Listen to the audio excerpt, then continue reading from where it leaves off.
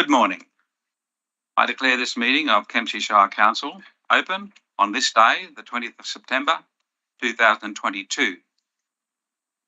Yesterday, the funeral of Queen Elizabeth II was held in London. I will be moving a Mayoral minute of condolence during this meeting. All members of the Kempsey Shire community are welcome to attend council meetings to observe. Please refrain from interjecting or undertaking any behaviour that will stop councillors from undertaking their important tasks of decision making. I remind all people attending this meeting that this is being webcast on YouTube with audio and vision. A recording of the meeting is available on the internet and is required to be available for 12 months. Only members of the media are allowed to make a recording. Please ensure all devices like mobile phones are on silent mode. On behalf of Council, I welcome all people in the public gallery and observing live on the internet to our meeting today. Councillors in attendance are Councillor Kerry Riddington, Councillor Scott Butterfield, Councillor Alexandra Wyatt, Councillor Dean Saul, Councillor Simon Ferguson, Councillor Arthur Bain, and Councillor Anthony Patterson.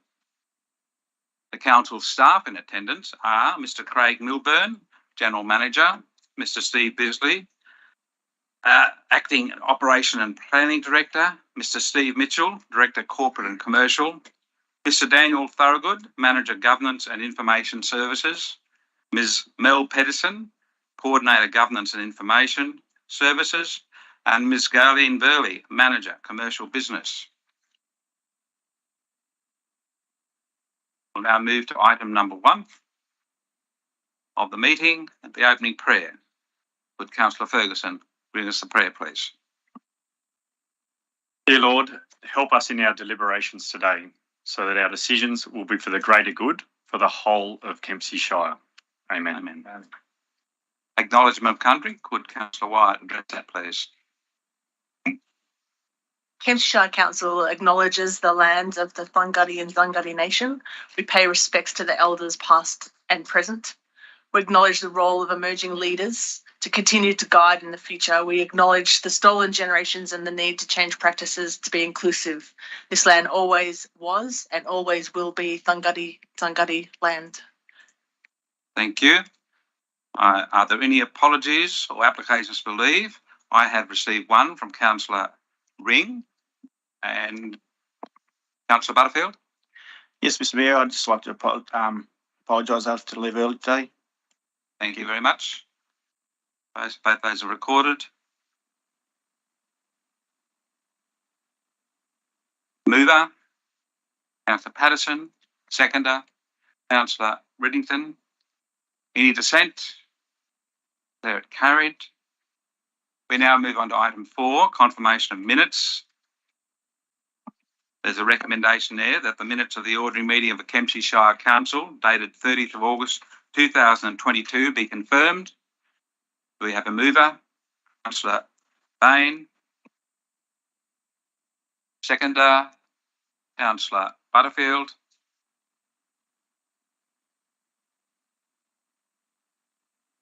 Any debate? Any dissent? Declare it carried. I now ask for any disclosures of interest from councillors on the agenda items today. Councillor Saul. Thank you, Mr. Mayor. Mr. Mayor, I wish to declare interest, a non-significant, non-pecuniary interest in item 9.11, please, sir. The reason being that I believe I have a plot at the cemetery in Reservation. Reserved. Thank you very much, Councillor Saul. Any further disclosures? All right, we'll move on to item 6, items passed by exception. There are 8 items in the exception list. I'm going to ask for any withdrawals, then I'll ask for any questions. And if after you ask questions you withdraw another item, you may do that. So first of all, are there any withdrawals? Councillor Riddington. Thank you very much, Mr. Mayor. Could I please withdraw the local traffic committee meeting? 8.1. Yes, please. Thank you. Thank you. And I would like to withdraw 9.8, the Dave Sands Memorial update. Are there any further withdrawals? Councillor Patterson? I'd like to withdraw 9.10. It's council expenses and facilities policy. Thank you. Thank you, Councillor Patterson. Any further withdrawals? Are there any questions on any of the other items that haven't been withdrawn? Councillor Patterson? No? Sorry. Thank you. There are no further questions or withdrawals. I'll now ask for someone to move that. Yep, the four on the screen. Move that way, Mr. Mayor. 9.9, 9.12, 11.1 and 11.2. Do we have a mover, please? Councillor Saul.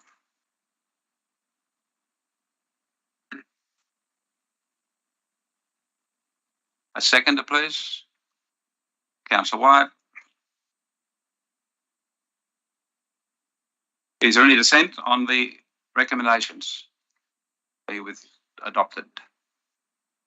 If not, I declare all of them carried. Thank you. I now come to item 7, the Mayoral minute, which I'm moving a condolence motion on.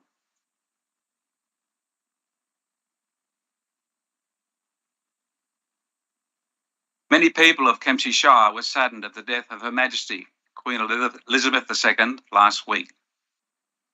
Queen Elizabeth was Queen of Australia for 70 years. Her life of amazing service to our country and Commonwealth countries around the world was one of integrity and commitment. For those 70 years, she showed love for our country. Queen Elizabeth made 16 visits to Australia.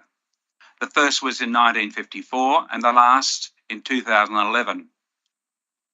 In her reign, there were 16 Australian Prime Ministers and she was represented here by 15 Governors-General. Australia became a constitutional monarchy at its creation in 1901. The monarchy is integral to our democratic governments. In Australia, the state governors and Governors-General authorise the laws of the federal and state government's legislature. More than 57% of all laws of our states and territories were enacted while Her Majesty Queen Elizabeth was the monarch. There was widespread support of the Queen in her role. In October 2011, Prime Minister Julia Gillard said, "The Queen is a vital constitutional part of the Australian democracy." Last week, Premier Dominic Perrottet stated, "While we mourn her passing, it is the occasion for the people of New South Wales to offer thanks for a lifetime of public duty to the Crown, the Commonwealth, and to millions of people across the globe." The late Queen was 96 years old. She was the head of a family with 4 children, 8 grandchildren, and 12 great-grandchildren. She is the only Queen most of us have known in our lifetime. I propose the following motion of condolence. On behalf of the Kempsey Shire community, we express our deep and heartfelt sorrow at the death of Queen Elizabeth II, Queen of Australia. We therefore convey this sadness and our condolences to the royal family and King Charles III. There is no dissent. I declare the motion carried. I ask all those present now to stand for a minute's silence in honour of Her Majesty Queen Elizabeth.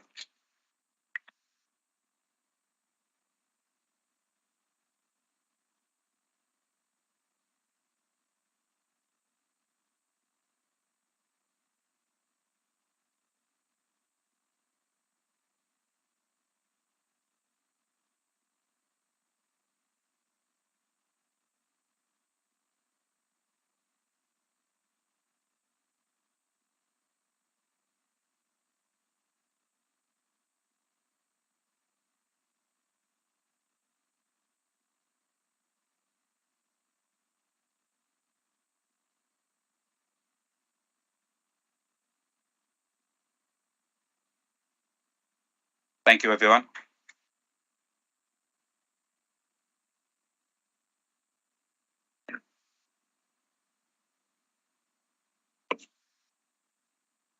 The next order of business is 8.1, Local Traffic Committee, minutes of 6th of September. Mr Mayor, I'd like to move a procedural motion if that's okay. Yes, Councillor Patterson. And it's just in relation to the proposed code of meeting practice 9.3. Yes.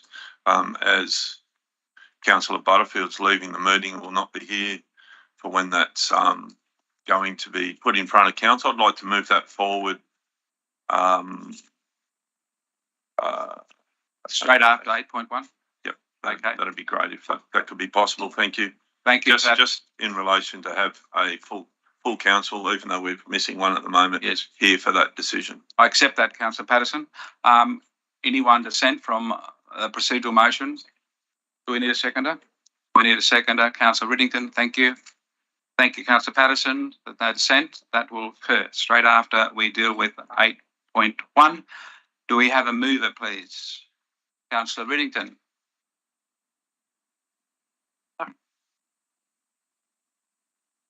Sorry, Mr Mayor. The reason I asked this to be pulled out of...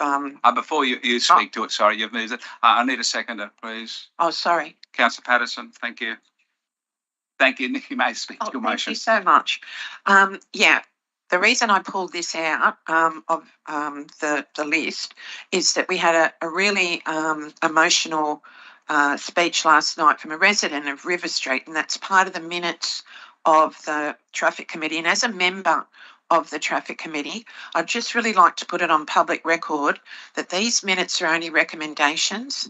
Councillor Patterson at our briefing last night spoke very well about that. I really would like to say that all this is a recommendation. It's for public consultation.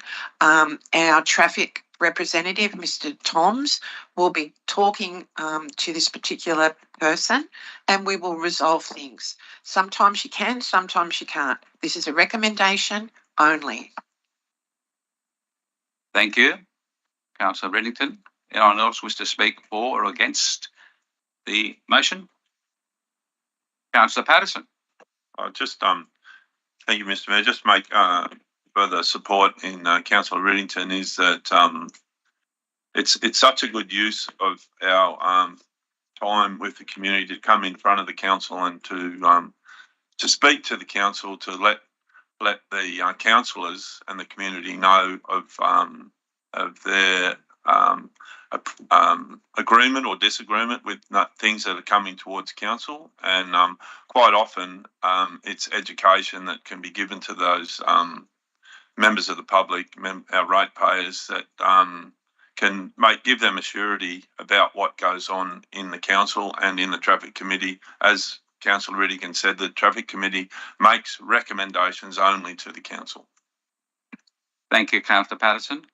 Councillor Wyatt, please. Yeah, thank you. I was going to ask a question not related to what we're talking about, but in a procedural question about this. I recall in the previous minutes, perhaps, is that there was a discussion about key employment just down the road here about putting up some more disabled parking zones and extending that time limit from 1 hour to 3 hours. I noticed is that a question to? I noticed that's not done yet. How are these recommendations enacted, and what is the time frame? Mr. General Manager, could you answer that, please? Through Mr. Mayor, would depend on the nature of the recommendation and who it's directed to. The ones that come to council will depend on the particular work program we have and the resources available. The specific recommendation that's actually come out of the Traffic Committee. So there's normally not a specific timeline put on them. It really comes down to the resources available and how big or small the project is. Thank you, Mr. General Manager. Yes, it always comes back to the finances. Councillor Riddington, Councillor White, do you have another question? Can I specifically ask, so in this situation, it's extending the time limit from 1 hour to 3 hours, and then just extending, I think it's from one disabled car park to another one.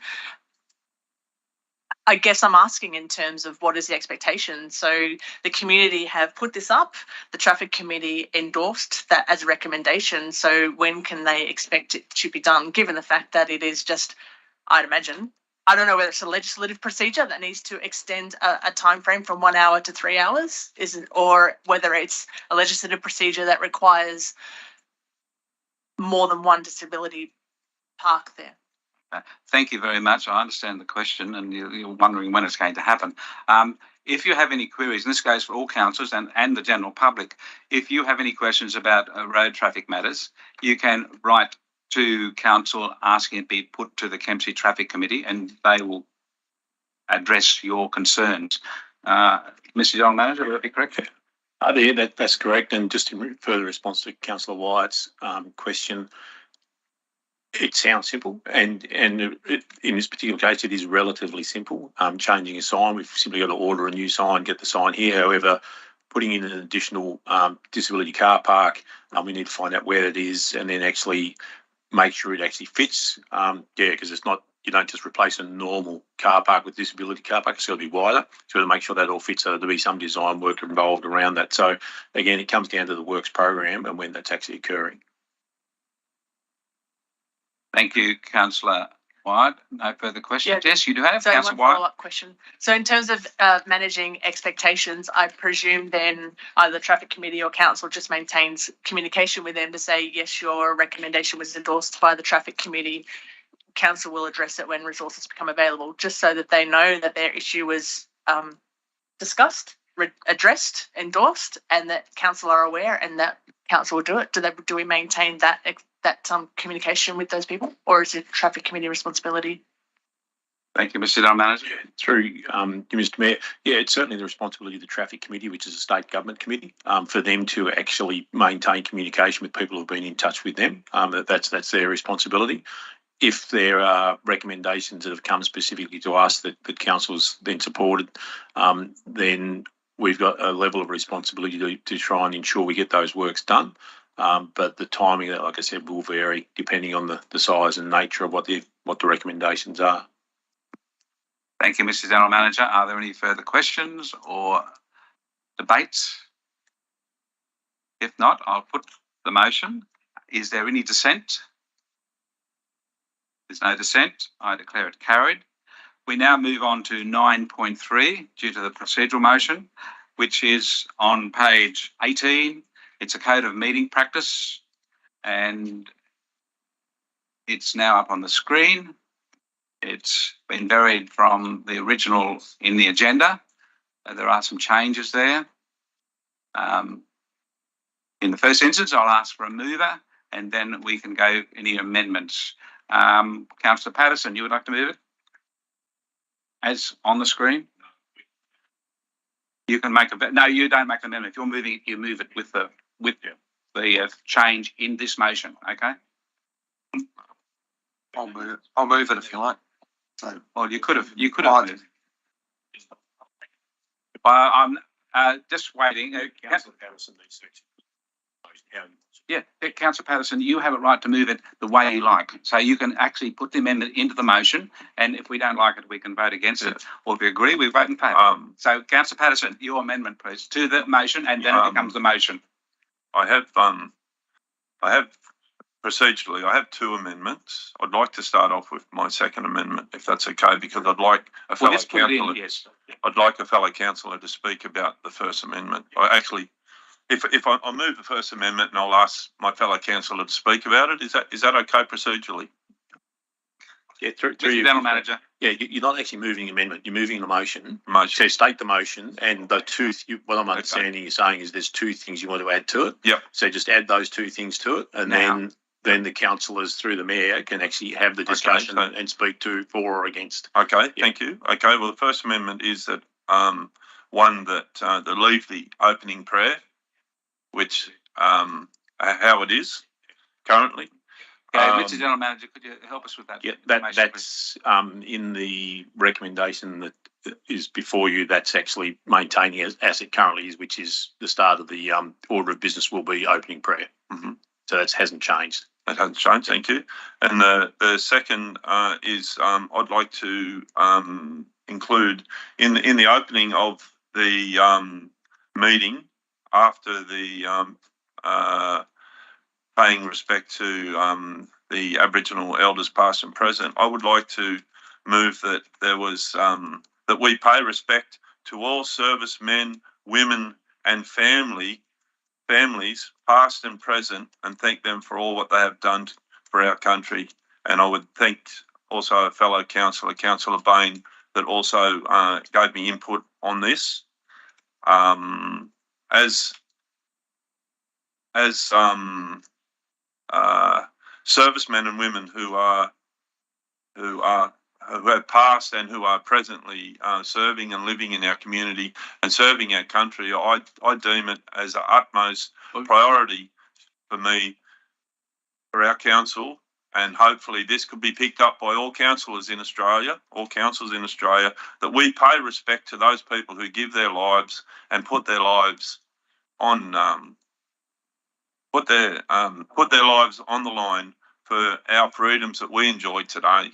Councillor Patterson, you continue speaking in a moment. Could you just make sure we've got it right on the screen first before we continue with the debate? Yep.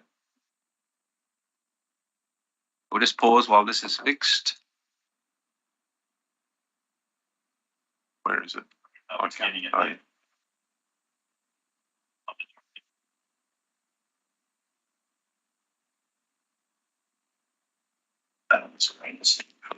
That's really money. Okay, so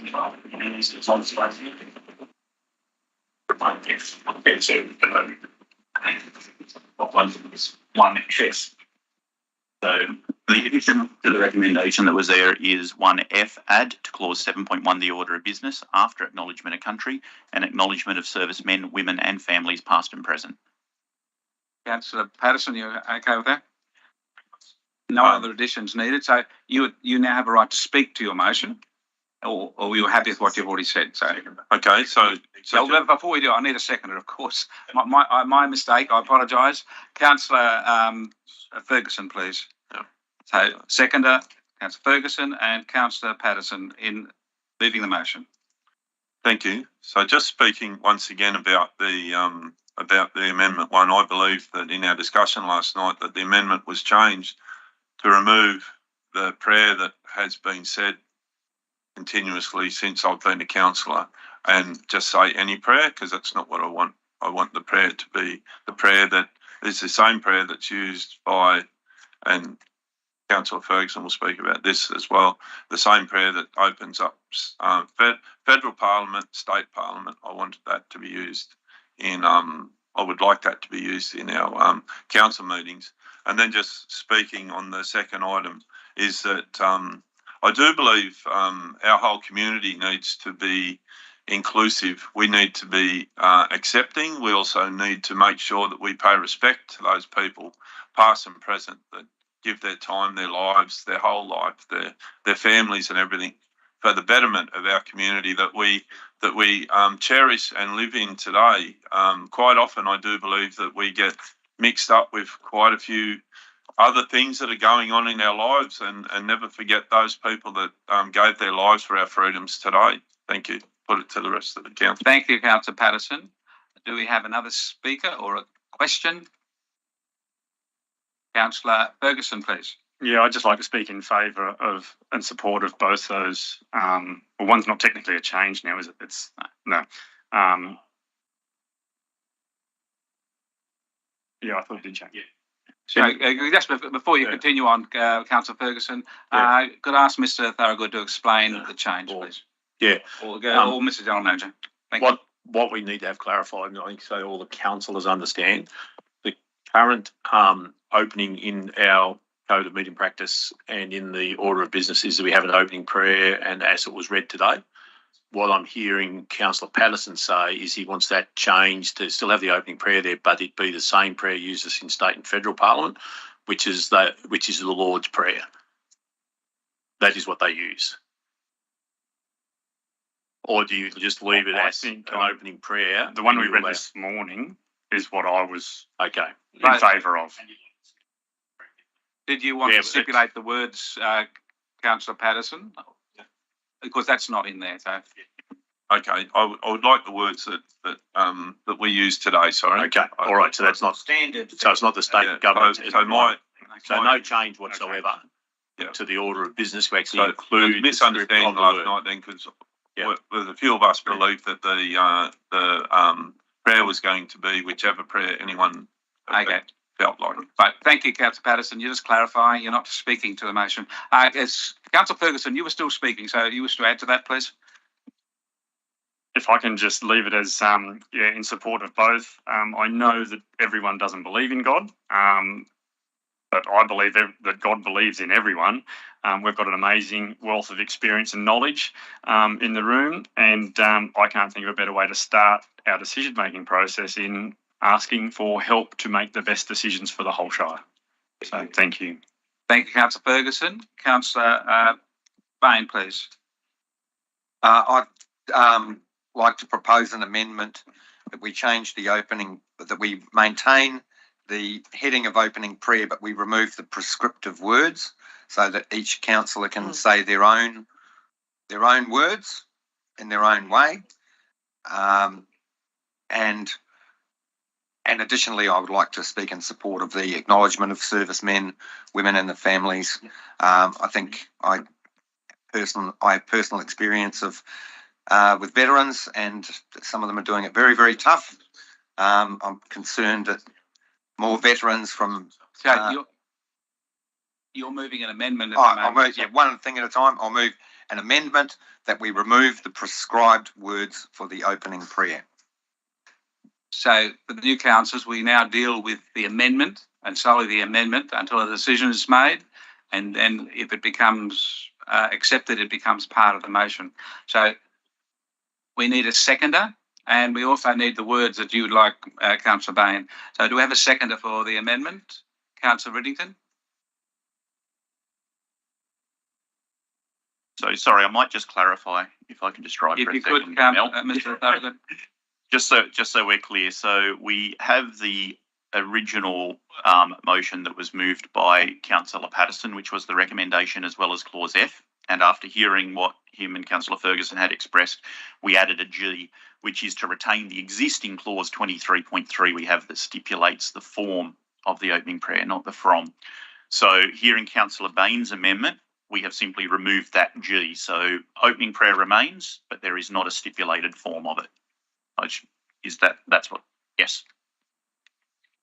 Righto, we have a mover and an amendment. Did either of you wish to speak to your amendment? Can I? Councillor Riddington? Thank you very much. With the greatest respect to Councillor Ferguson and to Councillor Patterson, I support Councillor Bain's amendment. The reason being is we have an exceptionally diverse community, and I'd really like to be inclusive of everyone. I would really like to see the prayer stay, but have the wording chosen by the councillor at the time. I really don't want to be prescriptive on this. I think that then you do not include parts of our community. I think the prayer is meaningful. I think it helps to make decisions, but I really don't want to see the words written down for us to read out, because that, I think, it even excludes some councillors, makes it difficult. But if you have your own prayer, I think it's really meaningful. So I support Councillor Bain's amendment. Thank you. Councillor Wyatt and then Councillor Patterson. It's a procedural question. Okay, you a question? Thank you. You'll have a question we not first. deal with the First Amendment. We've already got 4 amendments going on. No. We only have the one amendment before us at the moment, Councillor Patterson. Okay. It's the one that we're talking about, removing the words from the prayer, and that's the amendment that Councillor Bain has moved and seconded by Councillor Riddington. So we deal with that first. We haven't voted on the other amendments at all. No, well, the no other amendments in front of us at this time. There's only the one amendment. We deal with that first. Councillor Wyatt, you have. I'm a little, to be honest, I'm a little confused as well. I thought, anyway. But I was just going to, before Councillor Bain and Riddington mentioned that this is quite a moral issue, isn't it? It's a personal value and a personal moral and an issue for each one of us. And I've would prefer is there's 8 of us in councillors. I would prefer a rotational system where we go 1 through to 8 so that within a year we each get an opportunity to introduce the meeting in something that is of relevance and meaningful to us. So if we want to choose the Lord's Prayer, we can choose the Lord's Prayer, or we can choose different type of religious expression, because there are different types of religions. So I would support both Councillor Whittington and Bain in that, whilst not disacknowledging or not disrespecting people's religious views. And my personal views are, I even have ministers in my family and churches dedicated. And inclusive is that. I mean, for me, I just gave the speech on Welcome to Country. I felt like I really wanted to make that personal to me. I felt like I was just reading something, and it took away the authenticity of that. And I was actually thinking about it, say, actually, no, I don't want to say this. I want to say something that I feel is authentic. So I just feel having to read out a text, I don't feel that would be me being authentic and respectful to what it is. So that would be my preference, and so therefore I'm supporting Councillor Bain and Councillor Whittington. Yeah, thank you, Councillor White. Just so you understand, in the previous Code of Meeting Practice, those words are not prescriptive for the acknowledgement of country. You could have said anything, and we have in the past, okay? So it's not prescriptive, okay? And that's what Councillor Bain and Whittington are hoping, that that's not prescriptive what the words are.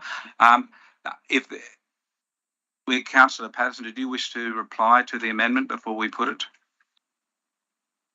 You're the original mover, you get to speak on every amendment. Yeah. I'm obviously once again looking forward to all the councillors here today supporting the amendment with the pay respect to servicemen and women. But the amendment I do question, because it's non-prescriptive. When we are paying respect to like having a prayer to open the meeting, I don't agree with non-prescriptive at all, because it could be anything. It could be said to anything, by anything. It's I think the Lord's Prayer is something that the majority of this community holds dearly, and it does represent the majority of this community. And I do believe that that there would not be anything, and has never been anything instructed by council that has ever stopped anyone saying the Lord's Prayer and adding a few lines at the end that includes those people that live in our community that have beliefs. So I don't support a non-descriptive opening prayer of the meeting. Thank you, Councillor Patterson. I'll put the amendment. You're either voting in favour of it or against it. And I'll be asking for dissent. So anyone dissenting from the amendment, would you please raise your hand? Is that hand up? Oh, yes. So it's 4. In favour is 4. Hands down. It's 4. I don't understand. Sorry, I'm not sure what we're asking. And I have questions. Voting on. Okay, we'll clarify again what's happening. Yeah. Mr. Farrell, could you clarify what the amendment is again, please? Yes. I'll do it. Yeah. So we'll clarify what's actually occurred. So we got a really clear picture. So Councillor Patterson moved the actual motion. That motion included part F, which was for the acknowledgement of servicemen and women, past and present. So that's and that is in both the motion and the amendment. So it's in both. And then part of what Councillor Patterson moved was the inclusion of the opening prayer and stating the opening prayer as we currently have it, and as it was read out by Councillor Ferguson today. So that was what Councillor Patterson moved as the motion. The amendment is identical, except it takes out the prescriptive words of the prayer. So there's still an opening prayer, but the prescriptive words are removed. That is what you're voting on. The debate and the questions have been closed by Councillor Patterson having his right of reply on that. So you now have to vote. There's no other opportunity for any other questions now. You have to vote on it. But what you're voting on is that amendment that is identical to Councillor Patterson's motion, except it does not have the prescriptive words of the prayer. That is the only difference. Okay. Everyone understand what you're voting on? I'll make that clear. Question? No, a procedural question. Procedural question. So, Councillor Patterson, your procedural question. Sorry, it's through you.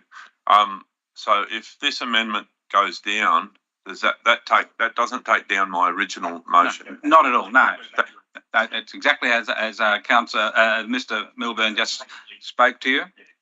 So, Mr. Thorogood, probably just to add to what Mr. Milburn just said then. So because we're now debating an amendment, if this amendment passes, this amendment becomes the motion, and we continue to debate this as the motion, and further amendments can be made to it after that. If this amendment is defeated, we go back to Councillor Patterson's original motion that has the prescriptive wording in it, and we can't have another amendment that has the same effect as this amendment again further in the debate. thank you. I hope that's all clear. If you're clear on what we're voting on, the amendment, you're voting in favour or against Councillor Bain's amendment, which removes the prescription of what words will be said in the prayer. So all those voting against that amendment, raise your hand, please.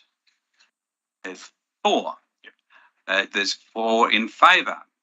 Therefore, as the Mayor, I have a casting vote, and I'll be casting my vote to support the amendment for the simple reason, I don't have to give a reason, but I will, there's nothing to stop anyone in that prayer to saying a different prayer, including the Lord's Prayer if you wish, any prayer at all if you're asked to give the prayer.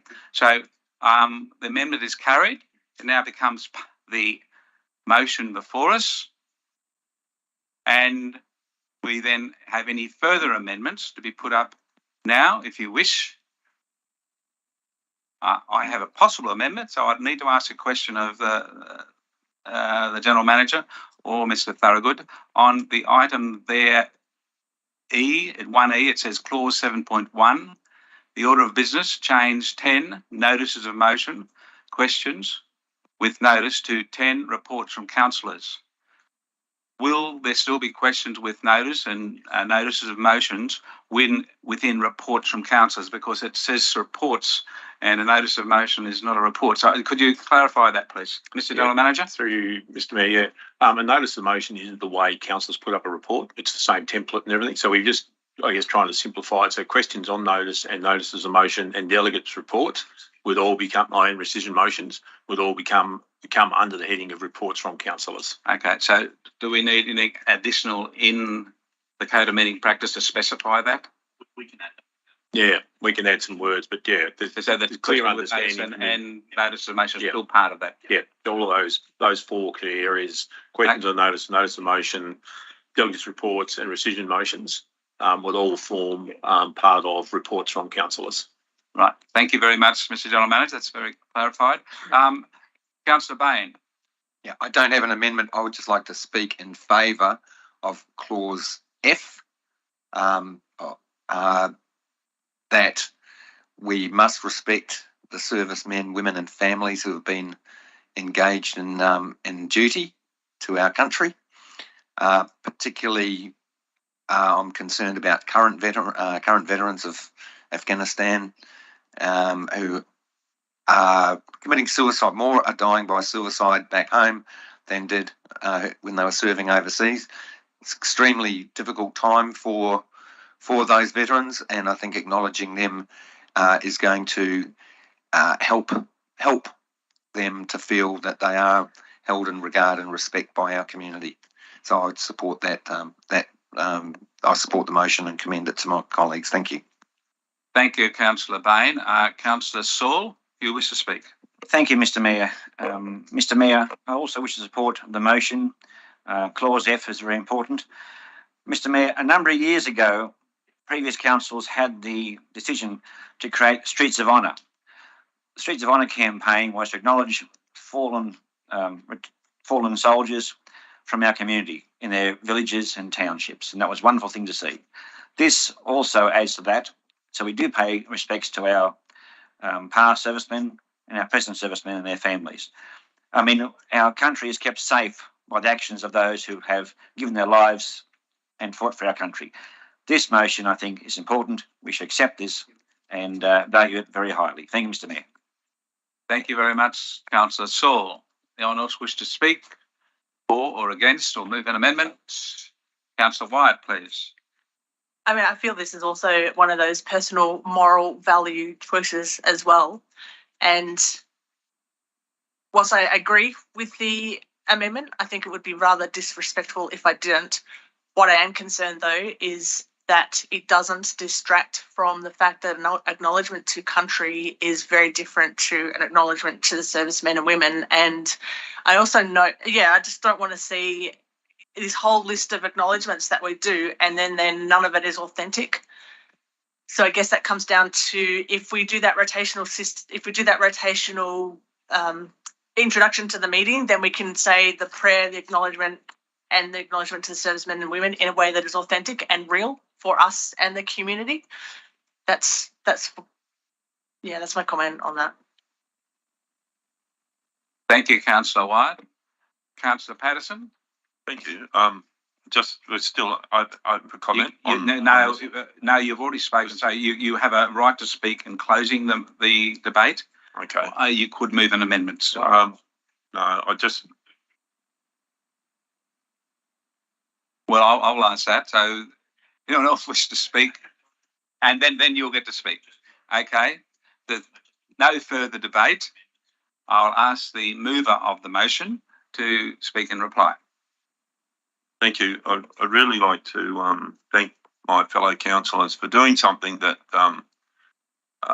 being a councillor myself for nearly 11 years now, I can't believe that I haven't brought this forward previously. It goes back onto my comments previously about our lives getting tied up in so-called meaningful things and issues that we think that, can I pay the bills this week? What about the electricity? What about the bridge and the road out to Point Plumber or, the new sewer system or anything like that? So we're getting caught up in the things that are in our lives today.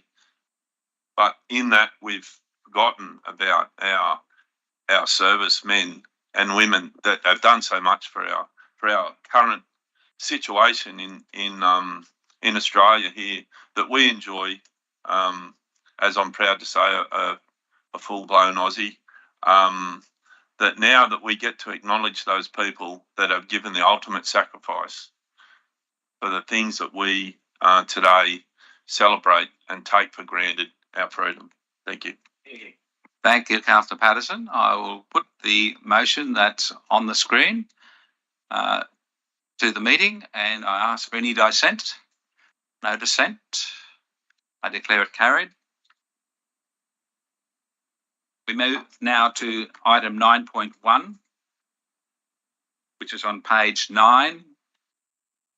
It's continued use of an existing shed as a detached dual occupancy at Yarrahapinni. The recommendation is there before you. Councillor Saul, do you wish to move it? Yes, sir. Move, Councillor Saul. Do we have a seconder? Councillor Ferguson.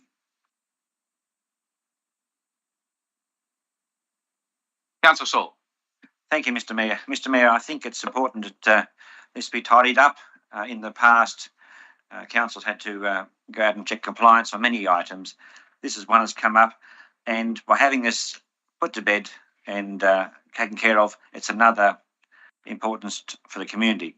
Mr. Mayor, there is obviously other things in time to come that we checked by council and done, but by having this passed again, not only can it continue in business, but also allows council then to have more control over what our development is in places. So I commend this to be passed. Thank you, Councillor Saul. Any other comment? Any questions? Because I have a couple of questions. Okay. Councillor Bain and then Councillor Wyatt, please. Yeah, I have. Oh, sorry. I just have concerns that I believe this is, and correct me if I'm wrong, that this was an illegal building I'm not sure if it was built as a shed and now they want to use it as an occupancy. I'm not sure about that. So a couple of questions. Is this standard practice that we retrospectively approve DAs that where legislation's been ignored? Are there penalties? And when was this building constructed? So, was it like 20 years ago and it's just something that needs cleaning up, or was it built 2 years ago and needs, and flagrant disregard for rules? I'll ask Mr. General Manager for a reply. Councillor Patterson, did you wish to speak later? Yes. I'll call you. I'll just write it down. Thank you. Mr. General Manager, please. Thank you, Mayor. Good questions from Councillor Bain. This sort of thing does occur at times. It's certainly a rare occurrence. It can happen both from someone doing it deliberately and trying to work around not putting a development application in. It can also at times be by simply a lack of knowledge. Someone puts up a shed and they think, oh, I'm on a farm, I'll put up a shed, that's okay. So it can be by mistake and simply people just don't know. I'm unsure as to how long this shed's been here. I believe it's been here for a reasonable amount of time. Once we get notified of a non-compliant building, our compliance officer will go and check that to find out from that complaint what the situation actually is and to work out whether it is or isn't, in fact, non-compliant. In this particular case, it was non-compliant. The owners were notified and they had two choices. One was for us to continue to enforce compliance action, which would see them need to remove the premises, and if they didn't, they would then be fined. Or they can submit a development application and go through the proper process to actually have the thing assessed and ensure it complied with all of our legislation and all the requirements for a habitable building. That's what they've chosen to do in this case, and that's why this is now before council, is that it's actually gone through that process. The development application is ready to be determined, and it would normally have been determined by our staff, but in this case, because the secondary dwelling is 136 metres away from the main dwelling, our LEP states it should be 100 metres, and our staff have the ability to determine within 10%. Because it's gone over that 10%, so 26 extra metres, it comes to council. But normally this would have just been dealt with by our staff. It was within that 110 metre area. So the people here have done the right thing. Don't know whether they owned and built this or they bought it off someone else. Don't have that background. In one sense, it's irrelevant. What they've done is, now that the compliance matter has been brought to their attention, they've acted appropriately and sought to actually have the proper development assessment undertaken. And any fines?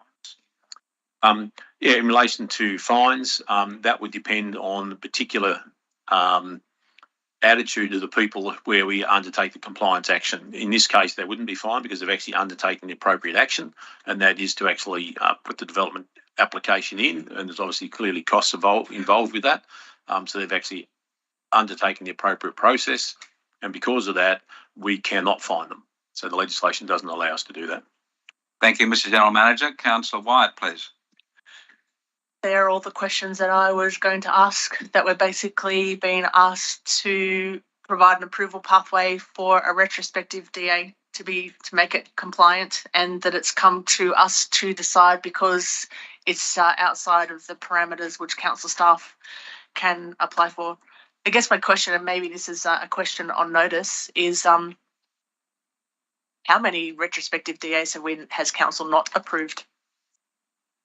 Is this an easy pathway to get an approval? Yeah, thank you. You'll need to put that in writing to the General Manager.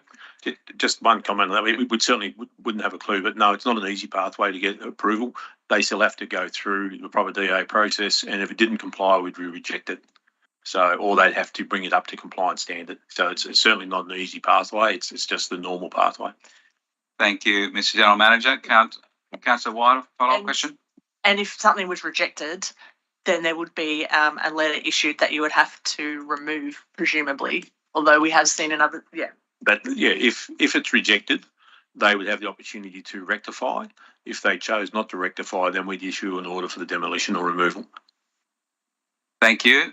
Councillor Patterson, please. Thank you. Just a few points that I'd like to make about this. That a number of years ago, Council sought to bring onto Council's records all those dwellings that are in our Shire in relation to their septic systems. And in that investigation, there was quite a number of buildings found that were not to standard, or no DAs were allowed or had been applied for.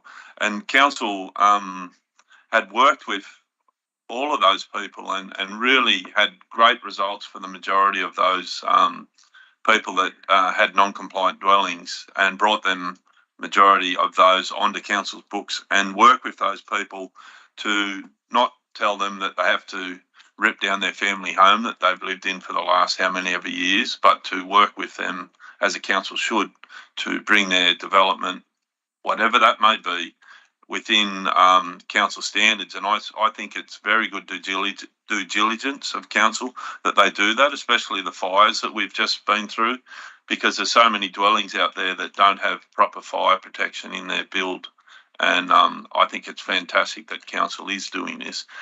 And that sort of, the further comment I want to make about a notice of motion that I've got in on 9.04 is about educating our public about council's role and council's opportunity, the opportunity for you to be part of council, the opportunity for you to understand the rules and regulations that a council has to have dwellings like this, etc., that are on council's books that are safe to occupy. Thank you.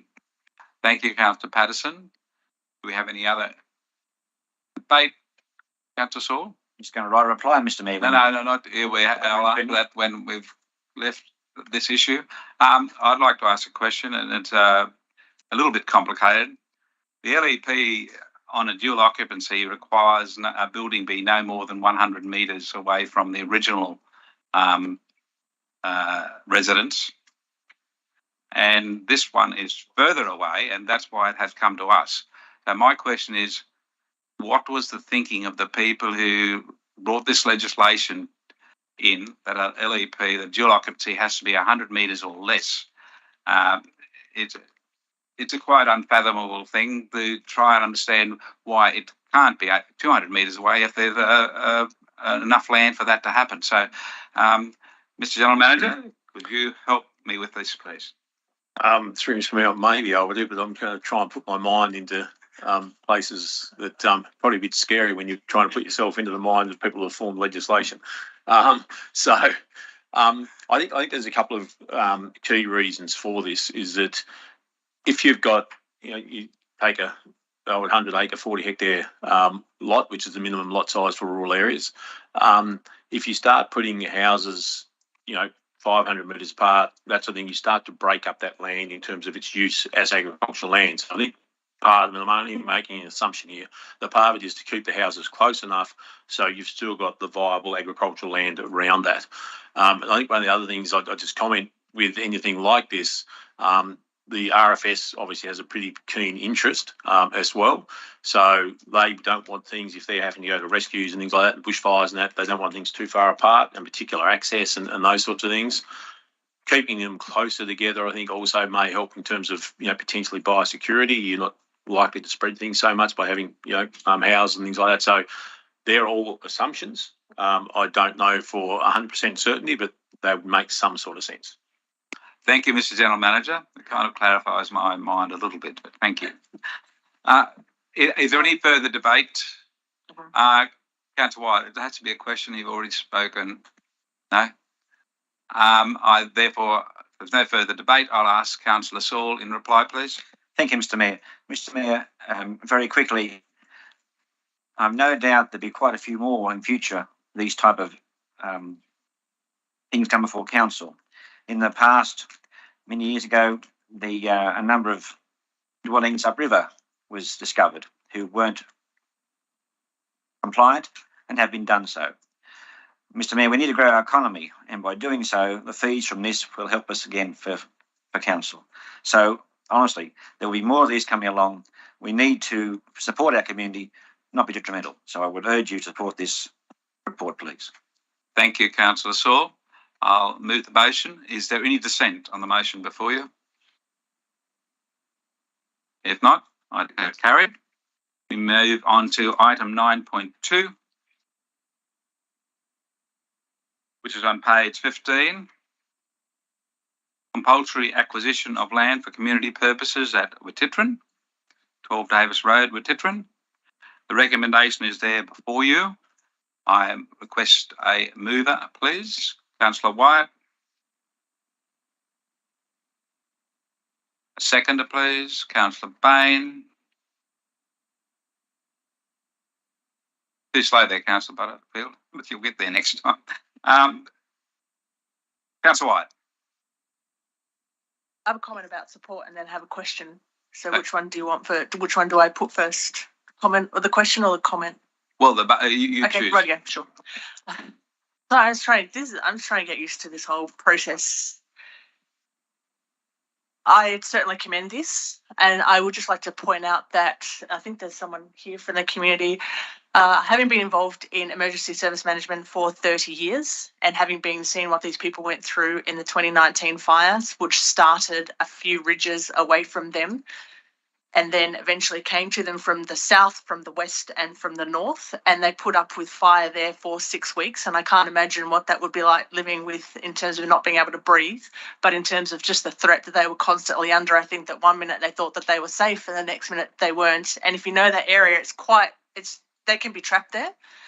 And then, so I certainly feel the pain, for want of a better word there, but I really want to commend this community because they are ticking all the boxes in terms of what we want our people to be, is to be better prepared, to be better prepared for recovery and to be better prepared for response. In firefighting, we often talk about an after action review and lessons learned, and this is key lessons learned. And this community have come together, they've put in these applications, they're absolutely organised, and this ticks all the boxes. And I just really want to commend the people of the Wittitrin Progress Association and congratulate you for really getting your act together. And I fully commend this and look forward to seeing what you put on there in the future. Thank you, Councillor White. And I'd also like to acknowledge that we have in the gallery today President of the Wittitrin Progress Association, Mr. Michael Kemp, who spoke at last night's public forum. And I also commend the fact that councils work so well with this association to make this a positive outcome. Another speaker, please. A question now, Councillor. Why is this? Councillor White, thank you. Sorry. Why is this a compulsory acquisition rather than? Isn't this the landholder has? Is that? Why are you laughing at me? Is that? Because we'd already asked the question. Technical question, but you'll get an answer, I'm sure. Okay. Compulsory acquisition is the process by which we acquire property. So quite often you'll see compulsory acquisitions that are amicable between the parties. In fact, most of them are. But that's the process by which government agencies acquire property through a compulsory acquisition process. Yeah, it's like the castle. Thank you. Councillor Riddington, please. Thank you. Feel the vibe. Okay, thank you. I highly commend this particular motion because having lost a home in the 2019-20 bushfires, I know what it's like, and I really appreciate the fact that this community has really come together. It's meaningful for me and it's meaningful for everyone in the community. I commend the council for their efforts and especially the Progress Association. So thank you very much. Thank you, Councillor Riddington. Councillor Bain, please. I'd also like to commend the community of Wittitrin, who I think are a gold standard in resilience, that they were, my understanding is prior to the 2019-20 bushfires, there wasn't a huge engagement in community there. But since those fires have happened, that's brought them really strongly together. So I really support that we support that community because they've supported themselves so well. I've also, on a personal note, as a member of the RFS, I've worked side by side with Wittitrin Mob, and well done, Wittitrin, and I commend this to my colleagues. Thank you. Right. Any further speakers? Councillor White, would you like to close debate? Do I need to? Just just other than commend it, that's all. let's support it. Thank you, Councillor Wyatt. Is there any dissent for the motion in front of you? If not, I declare it carried. We now move to item 9.4. It's on page 21 of the agenda. It's motions for the 2022 Local Government New South Wales Annual Conference. The recommendation is there before you, and the actual motions are in the attachment that have been submitted. And if you approve this, they will be submitted to Local Government New South Wales to be put on their agenda for that annual conference. So a mover, please, Councillor Bain. Seconder, please, Councillor Butterfield.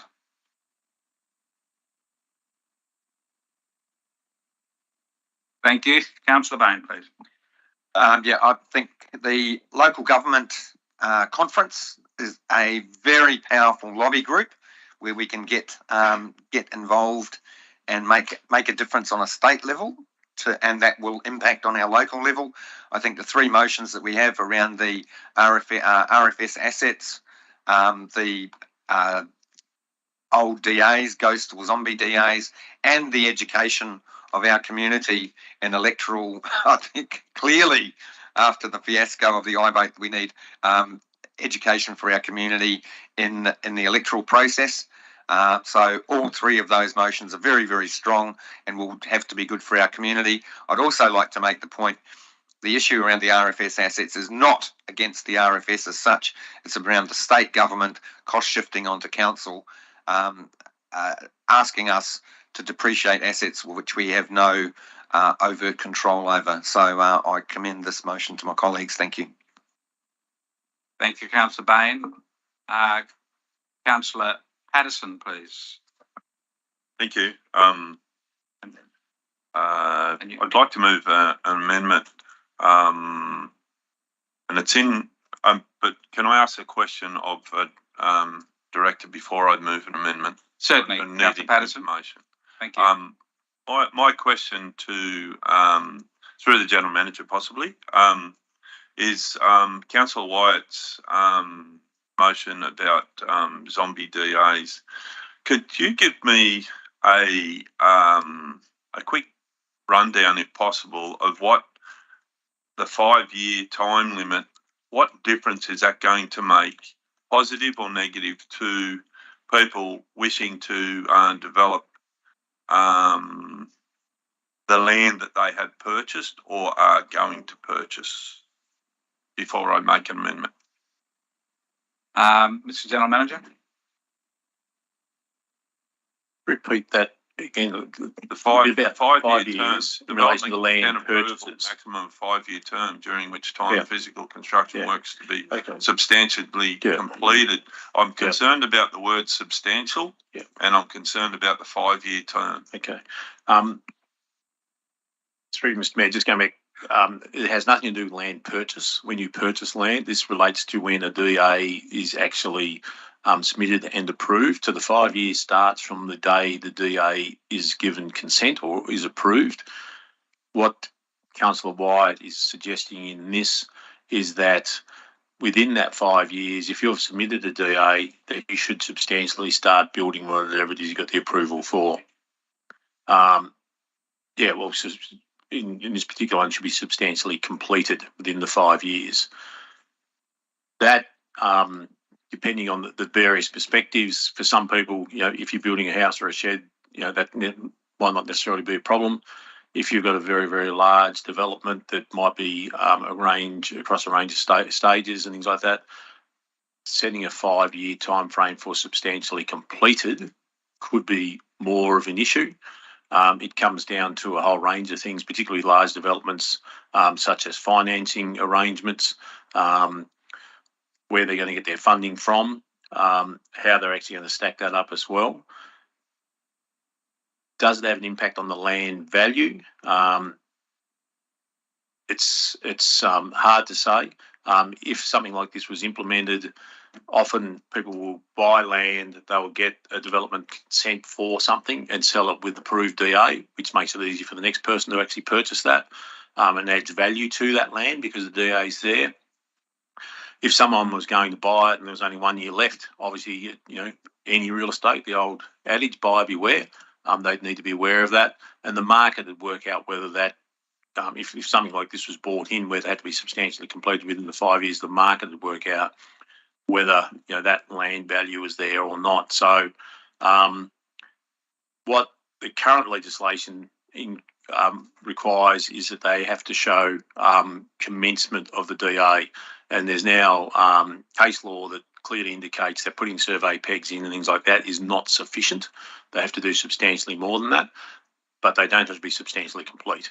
So that's the difference. And what I think where Councillor Wyatt's coming from with this is we don't want DAs hanging around for 20 or 30 years like we've seen at South West Rocks, where they might have cleared a bit of land 20 years ago and therefore it has been deemed to be commenced. And then it's just sat there with nothing happening until we've had a boom like we've had in the last 2 years. And we come in with the dozers and start clearing things out and start building then. So, Councillor Patterson, do you have an amendment? So my amendment is to remove the words substantially completed to exist. What General Manager, the wording from the current legislation is to be started, to commenced. Yeah. This is B. Yeah. I'm if that, asking for wording. I'm not asking you for the right. The wording, I don't have the exact wording, but it would be around that it must have commenced, and the case law is used to work out what commencement is. If you were to change that, then to go to that, there's no sense putting this motion up because that's a legislation as it stands. Yeah, well, that's I would like it removed. Thank you. So your amendment is amendment is that and I will speak to my amendment if possible. Well, let's make it clear. You're removing item B as part of your amendment. Yeah. Okay, so let's be A and B, which will be actually A and C. So that's the amendment. Right. Do we have a seconder? No. Mr. Mayor. You don't have to call out, Mr. Councillor Saul. Just put your hand up. The movement, Councillor Patterson has moved it. The seconder is Councillor Saul, and I now ask Councillor Patterson to speak to his amendment. When this is a difficult one. I support Councillor Wyatt's intention totally. I just don't support the wording that will put restrictions on development. We've all been to enough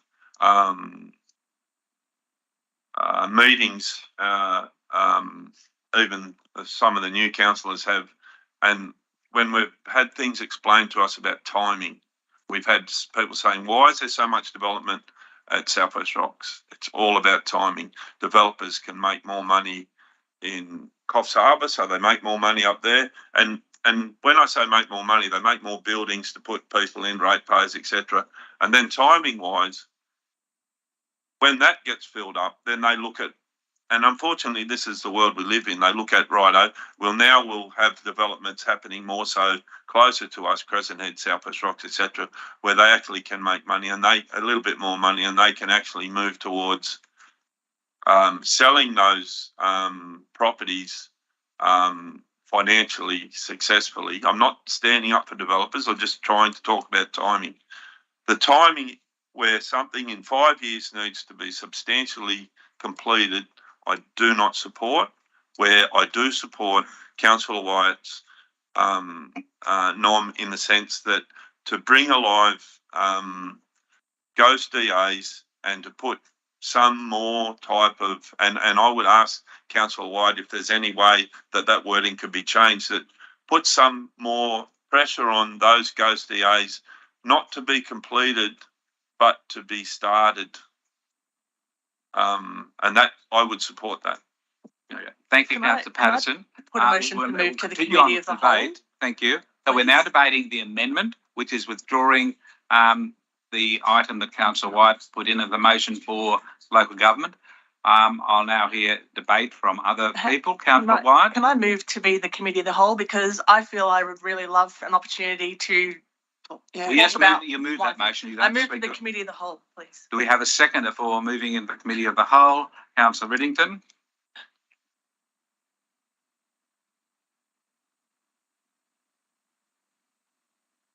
All those in favour? Any dissent from moving into the committee of the whole? Only one, thank you. So I declare it carried. We're now in the committee of the whole. And because we're in the committee of the whole, Councillor Patterson, we're in the committee of the whole. So you're not restricted on how many times you speak in this part of the debate. And I have on the list, Councillor White, would you like to reply? And we're talking about the amendment at the moment. I would like to actually just give a bit of background of where this came from, and General Manager was able to answer the question that I would like to answer as well. This motion came about through an hour and a half conversation with Director Beasley's team. So I met with them. My original motion was, I met with them in order to work out how this could be. So this motion aligns with what they do in Queensland. What it is about is we, all up and down the East Coast, there is these zombie DAs, and there is a big groundswell in the community of how do we modernise these DAs. And it's not necessarily about the environment modernisation, it's also about protecting council. For example, we are now going through that the Coastal Management Act, which has a mapping called Coastal Vulnerability Mapping, which is part of the legislation. That is new evidence.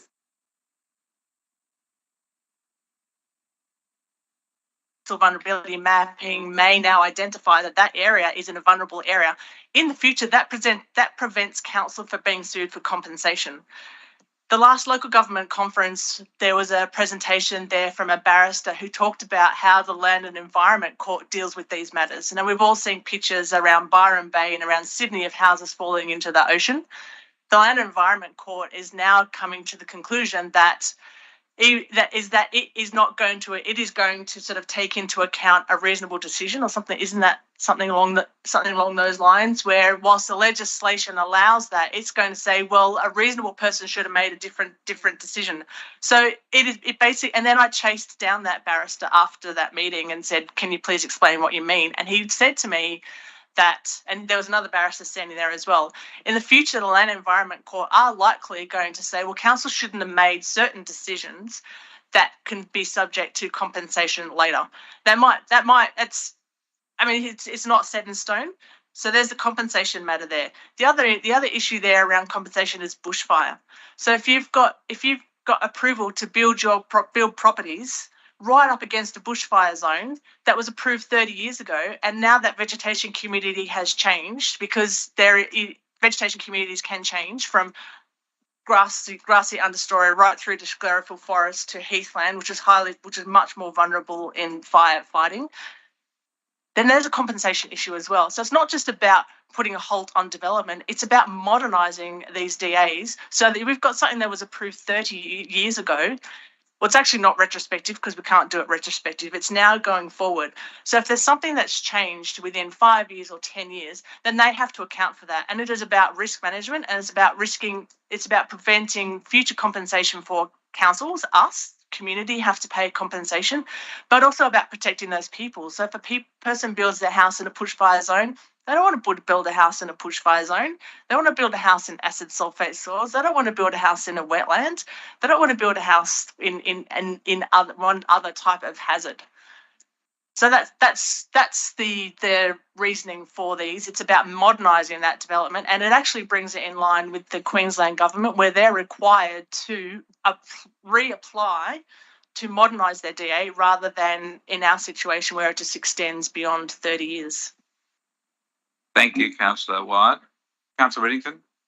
Thank you, Mr. Mayor. I wholeheartedly agree with Councillor Wyatt and the work that's been done to put this motion up. It's extensive, and I think the council as well. Knowing firsthand out at South West Rocks with these alleged zombie DAs, we have them and they're sleepers, and out they come. And we have at the moment exceptionally rapid development, which the community is not in favour of. So I support this motion, bearing in mind it is for recommendations to the New South Wales Local Government Association. It is not asking for their approval. So I would really like to set the standard on this and set Kempsey's agenda and make it very clear to the association what we're about and see what results we can get from the association's conference. Thank you, Councillor Wyatt. Thank you, Councillor Riddington. I'll come to you in a moment, Councillor Butterfield. We've got some information here that, on the legislation, so we can. This is extra information that can clarify the issue for you. We'll just, Mr. General Manager. Yeah, through Mr. Mayor, we'll just get Mr. Thorogood to outline what the current status is based on some of the recent case law that has changed a lot of these things. So I'll just get Mr. Thorogood to outline this. Sure. And look, the article I'm reading from you comes from Lindsay Taylor Lawyers, which is one of the firms that we use. So it is something that I can share with councillors. But just so the word which is currently used in the legislation is physical commencement. So physical commencement needs to have happened within 5 years of the consent being issued. Now, historically, what had been found by the Land and Environment Court was that certain minor works might constitute physical commencement. The regulation was changed in May 2020 to specifically excise what they refer to as minor preparatory works from being a physical commencement. So when we talk about what we've seen happen in the past, need to keep in mind that was in the context of the legislation as it was up until 2020. And what we're starting to see happen now is happening under the auspices of the current legislation. But some of the things that we've seen happen when we talk about things that have happened in Byron Bay and so on would not be permissible under the current legislation. When they do go ahead, they still need to be able to comply with all of the conditions of the original consent they were issued. So if they were issued a consent 30 years ago that they did physically commence but didn't complete and now they want to complete it, they still need to comply with all of those original conditions. So if there's anything that they can't comply with in the original consent, they need to have it varied or have a new consent. The other thing that happens is if they need any type of approval or licence other than that, so you might be talking about approvals under the EPA&A Act or the Biodiversity Conservation Act for controlled actions, or under heritage impacts under the National Parks and Wildlife Act, Rural Fires Act. All of those approvals need to comply with the framework which is in place now. So whilst their development application was determined on what environmental planning controls were in place, say 20 years ago, all those other licenses and approvals that they need will be determined under the current framework, not under the one that was in place historically. Thank you, Mr. Thorogood. We're going to hear from Councillor Butterfield and then Councillor Patterson. Thank you, Councillor Butterfield. Thank you, Mr. Mayor. I do agree with Councillor Wyatt and Councillor Patterson. Also, Councillor Thorogood, he also covered, sorry, Councillor Daniel, he did cover a lot of the questions I had. Just with the 5-year time plan, I do agree with where it does have to have most of it done, because there is a lot of hold-ups and different things happen. So, like I said, maybe a slight change to wording with that would be good. But I do agree strongly with both Councillor Patterson and Councillor Wyatt with what they put forward. Thank you. Thank you. Councillor Patterson. Yeah, I do understand that this is not a notice of motion that's in current council legislation. It's something that proposed to go to the Local Government New South Wales Conference. Big issue with this. Timing wise, development consent approval substantially completed within 5 years. As a person who has built quite a few buildings, I'm not a developer, I'm a person who lives and works in a community. We have so many issues in front of us as people who wish to build. One of those things is getting a certificate through council. It may even be a construction certificate. It may be the fact that we've had rain for the last 3 years. It may be the fact that inflation now has caused us not to go ahead with that development or that build because the inflation rate is too expensive and become cost prohibitive, but the building or the site development is something that's going to be of benefit for the community. Why are we putting a time frame of must be substantially completed on something that we have actually no physical control of delivering? If I believe if this went through to something, we should say that we also say that council's going to substantially approve that they'll have the construction certificate, the DA completion, the works completed on site, the road completed in. I mean, we could be talking about development, say, that doesn't even come to council for approval because it's outside council's costing. So what is it that approves large developments like huge Delegated approval. Yeah. Delegated approval? So you know, I would like that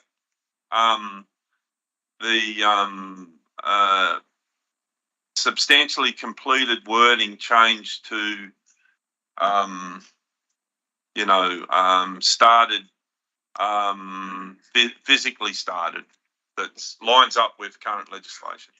And that in that way, we're not sending the wrong message to people who want to come here to our lovely community and spend a lot of money and give a lot of people here's children for the future and present jobs. Thank you. Thank you, Councillor Patterson. Councillor Bain, please. Can I suggest as a way forward, and I want to, this is just a suggestion, is that we and I hear what you're saying, Councillor Patterson, is that the problem that you've got with this is that it's substantially completed and that there are all of these other factors. But I also understand what Councillor White is saying, that in a 5-year period, the environmental conditions can change quite significantly, as we're noticing. So would it be substantially physical? So at the moment it says physically commenced.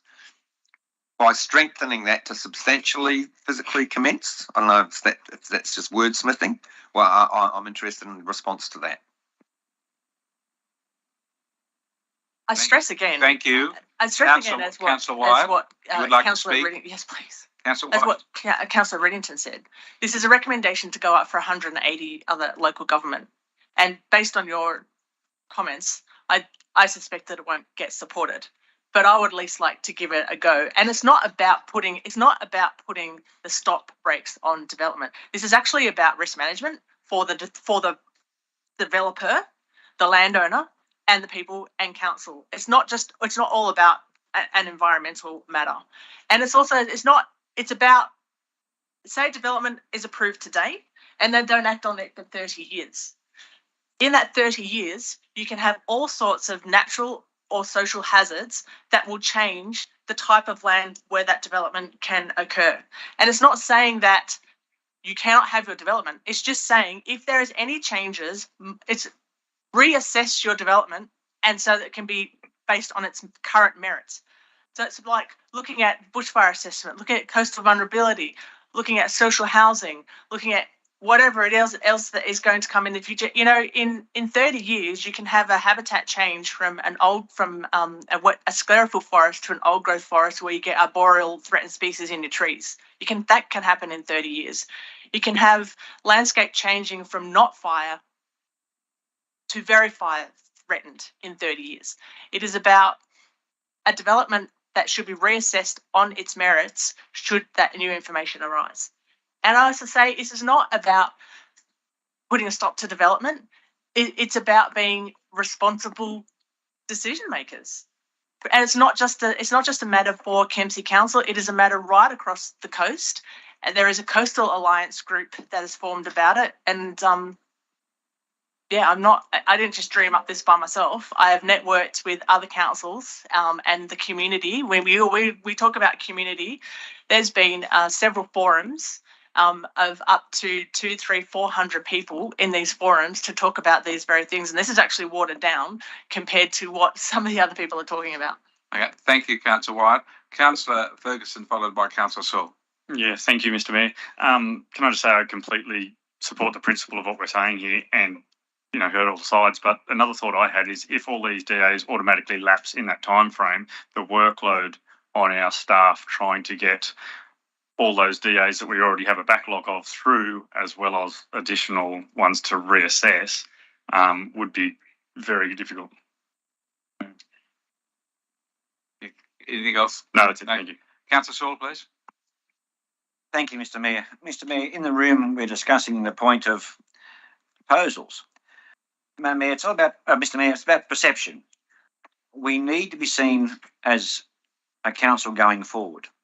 If we try to hamstring development by putting extra roadblocks in the situation, we're going to end up exacerbating our housing crisis. Mr. Mayor, in our community, housing is so important, and yet we are seen to be not supporting it as much as we could be to get people into homes.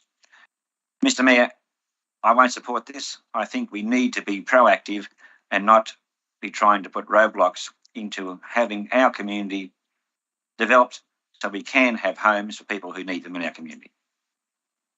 Thank you, Councillor Saul. Any further people wish to speak at this time? Councillor White and then Councillor Patterson, please. I'm not sure that I'm being heard. I'm talking about risk management. I'm talking about future-proofing council for compensation if development is in an appropriate place, i.e. a water or a bushfire zone or some other factor, which I can't think of off the top of my head. It's not about putting a quash on development. It's actually about risk management against some harm in the future. Harm of, I've bought a house in the wrong place. Oh my goodness, it's going to fall into the water. Or, oh my goodness, it's in a fire zone because a development application that was put in 20 years ago says that I can build here. This is about risk management for council, risk management for community, and risk management for those people that desperately need housing so that they can have viable, sustainable, safe housing in the right spot. Thank you, Councillor White. Councillor Patterson again. Thank you. I know we seem to be lots of debate here, but I think it's a very important thing. I support Councillor White's intention totally. I would say that us as councillors now have a little switch that's gone on in our head, and that's about ghost DAs. And I think it was Councillor White that asked in a few meetings ago that is there any way that council could report on all those DAs that are in the system that are over 5 and 10 years old. I would like to see it as an annual basis report to council of those DAs that are out there. I mean, I don't think that this thing like has happened, you know, with DAs that have passed 20 and 30 years ago are ever going to come to fruition with the legislation change that now Daniel, Manager of Governance, has told us about the change in that legislation. So I want to make it known that I do support the intention of Councillor Wyatt, but I just want, like this is a procedural question, I still would like to ask, is my amendment current there, or has it got wording? And yeah, okay, so I can't see it up here. So through Mr. Mayor, the amendment drops B, and you'd only have the 2 motions from council going up. Well, my amendment, if I could change again, I would like to include the 3 A, B, and C, but I would like to drop the wording substantially completed to substantially physically started. Yeah, okay. Thank you, Councillor Patterson. What I would like to tell you, Councillor Patterson, this was answered earlier by Mr. Thorogood, that withdrawing that substantially completed would give you what the current legislation is. So this.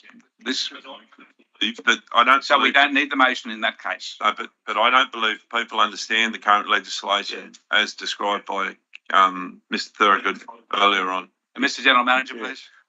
Through Mr. Mayor, what I think I'm hearing Councillor Patterson say is that to reinsert B, because if you went with the current legislation, there's no need for B. But picking up what I think it was Councillor Baines, I think Councillor Patterson's picked it up and is adding the word substantially in it. So currently it's physical commencement. What you're suggesting is the wording substantially physically commenced. So that is different to the current legislation.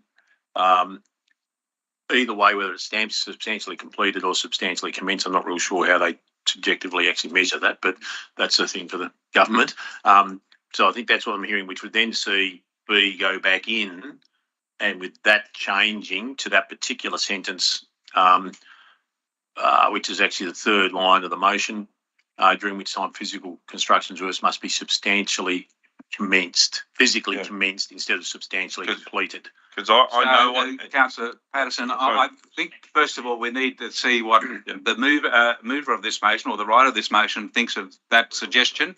Councillor White. Can you just give me a minute to read it again? Yeah. Because I have background information here. I just want to. Can I just have a minute to read it? Yeah, it's only words. Well, You can talk.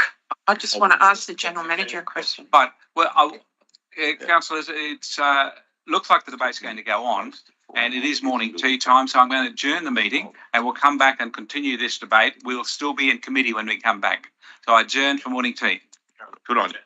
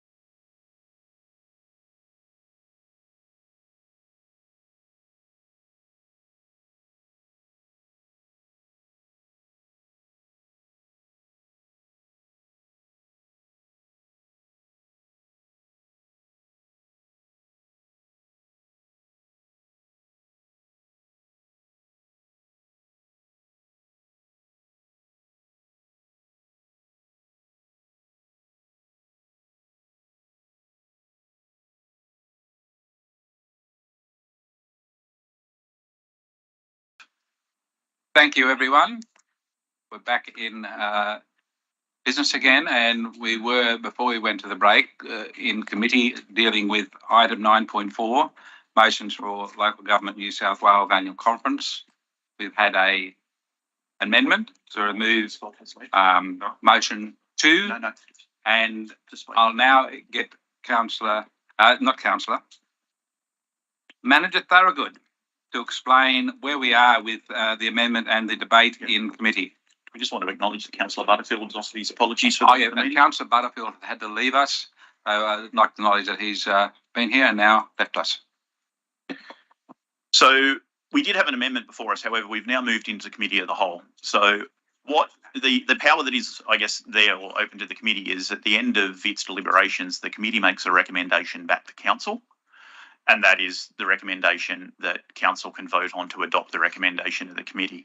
So where we are now, what councillors are probably best equipped to do is to wordsmith these 3 motions one way or another, come up with a final set of motions that there's general consensus around recommending to LGNSW, and then when we move out of committee, councillors can vote on that collection of motions that have been wordsmithed. Right, I'll take direction from councillors. We'll continue the debate, and at any point someone thinks we should come out of committee, that has to be moved. Councillor Bain, you wish to speak? Thank you, Mr. Mayor. Yes, I would like to ask Councillor Wyatt if she finds acceptable the substantially physically commenced, or would she prefer to stay with substantially completed? And I think and then we make a decision on that. Councillor Wyatt. I'm just reading the words, what I've actually written. I don't know if we've had time to read those words, but it says, at the 2019 Local Government Conference, Blue Mountains put forward motion 29 seeking regulatory reform to the New South Wales planning system to address the delayed implementation to development consents. The motion was endorsed. It was intended to address the implications on zombie DAs whereby development consent secured decades ago provided no provision to review those DAs against contemporary planning and approval standards. Another part of that paragraph says that known as zombie or ghost DAs, this is not unique to Kempsey, but it's in fact a statewide issue. Greens MP Kate Farnham brought the zombie DA issue to the attention of the New South Wales Parliament in August 2022, referring to a 30-year-old development in the South Coast. The planning minister himself, I don't know his name, agreed that the zombie DAs need to be addressed. So so now we're talking about, so what I'm wanting, as I've said before, is to to modernise them. It's so that we can't have a DA that is approved today and then 20 years later, the developer says, actually, I want to build that now. And then there's, in that 20 years, a whole lot of environmental and social and community factors or even economic factors have changed. And so that if that development went ahead based on those conditions or that approval back in that day, does that not expose council to a compensation matter where someone may to compensation matters around bushfire or flooding or any of those type of things? It is definitely not trying to stop development. It is actually trying to risk manage a developer and risk manage the person that is the owner of that property in the future. That's the intent of this. And so we're talking about physically commenced or substantially commenced. Are they just? Is that?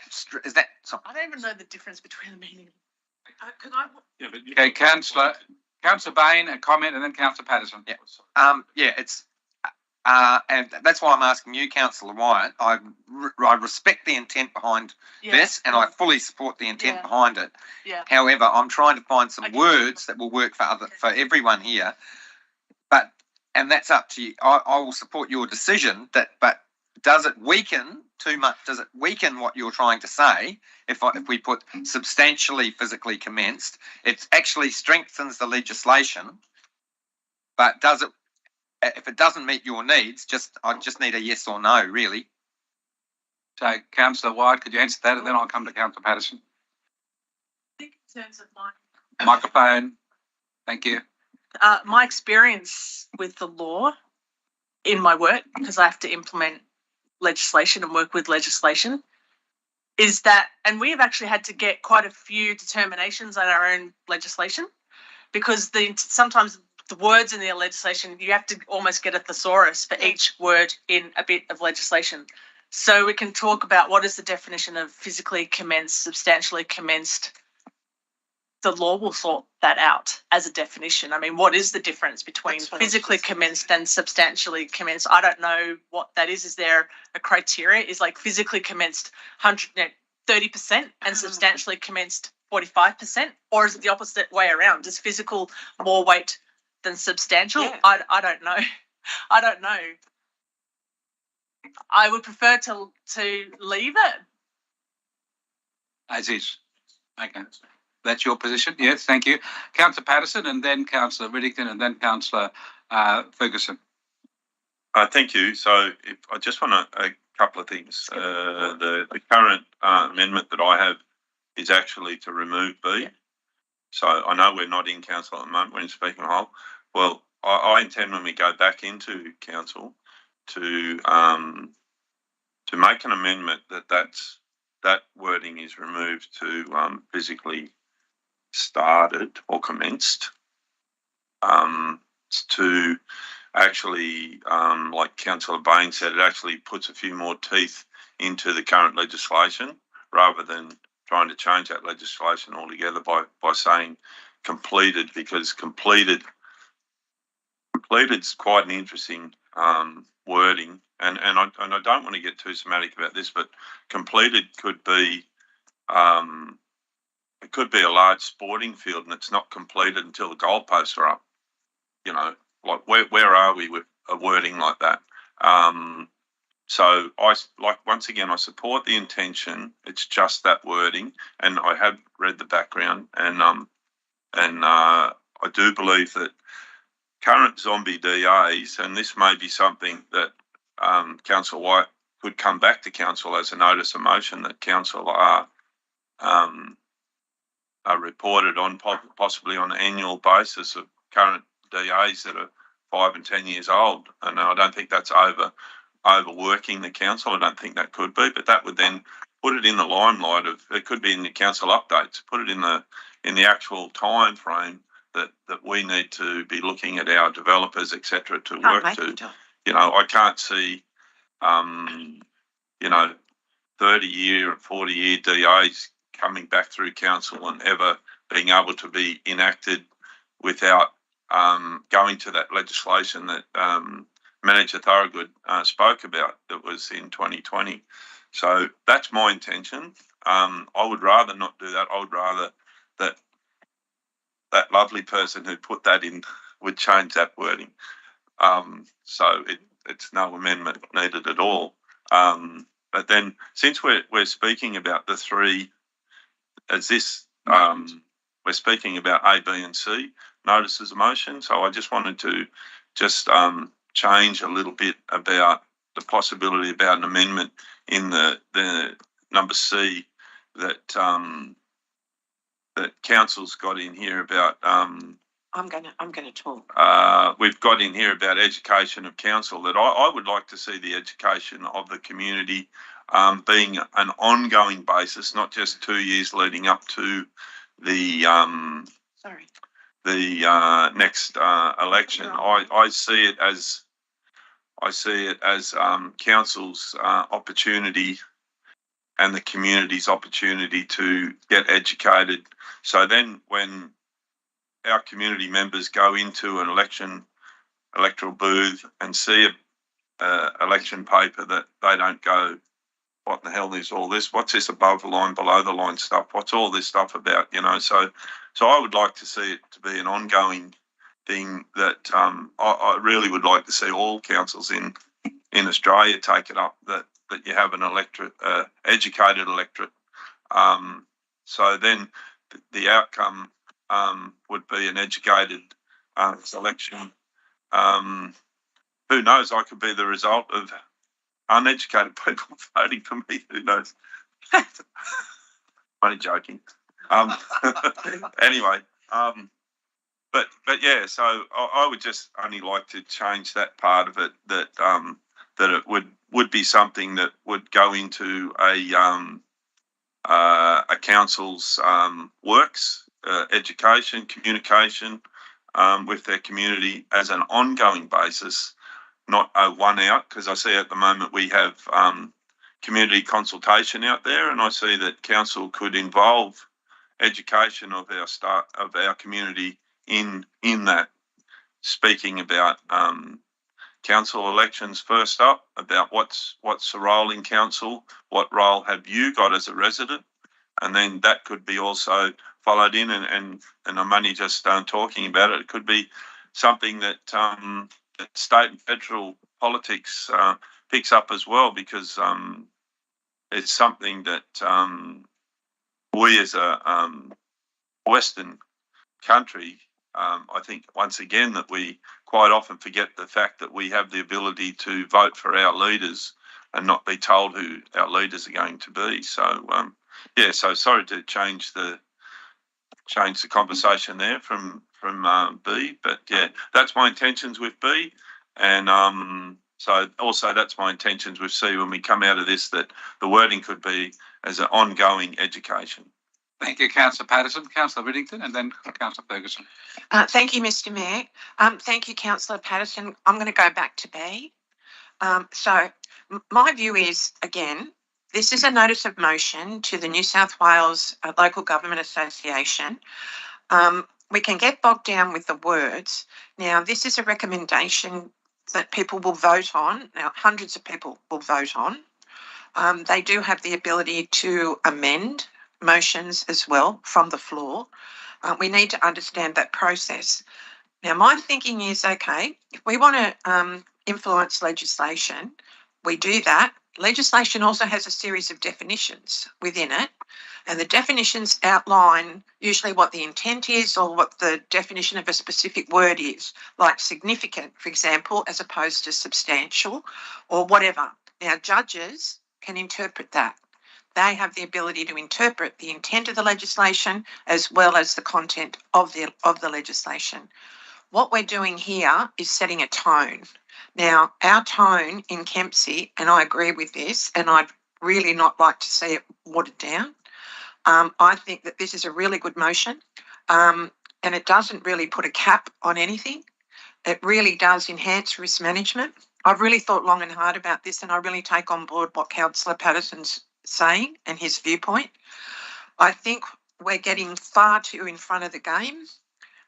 This will go to the association if they have any influence at all. We have probably a new government coming in March next year, and the move is on how do you change legislation. Let's just run with this. Thank you. Thank you, Councillor Whittington. Councillor Ferguson, please. No, I'm good, thank you. You're fine now. Councillor White. Not Councillor White, Councillor Bain. I'm looking the wrong way. Sorry. Can I move that we move out of committee of the whole and we just vote on this? Back into normal, council. Yep. You're moving that. Oh. And we're going to go back into normal debate and amendments. I think that if we come out of that, we go into normal debate and we move amendments and accept or vote up or down. Yeah, and we have an amendment on the floor at the moment. Yes, I understand that. That's what I'm saying. But you've moved. Do we I'll come out move that we go out of committee of the whole, back into normal council. Thank you. Do we have a seconder? Or coming out of the Councillor Ferguson? I'll put the procedural motion that we move out of committee of the whole. Any dissent? Simon Ferguson. No dissent. We're back out of committee and we're now back into the debate. The debate before us is on the amendment put forward by Councillor Patterson, and you've already spoken to it. So I wish to change my amendment. Well, on indulgence, you can tell us what you would like to change the motion to, please. Yeah, my amendment would include A, B, and C. The amendment in B would, the wording would change from,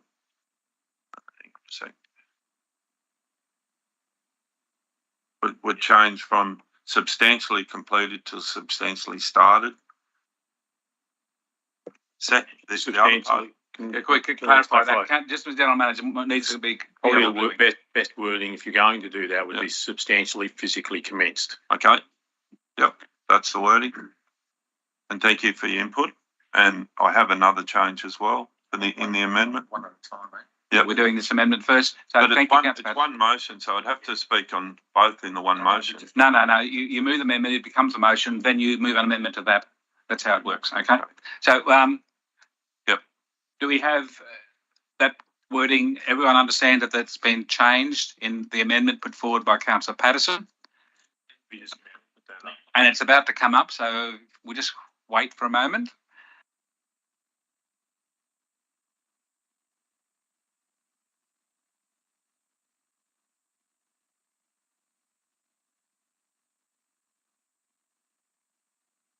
You want to speak in a moment I think about these change? Can I foreshadow a motion?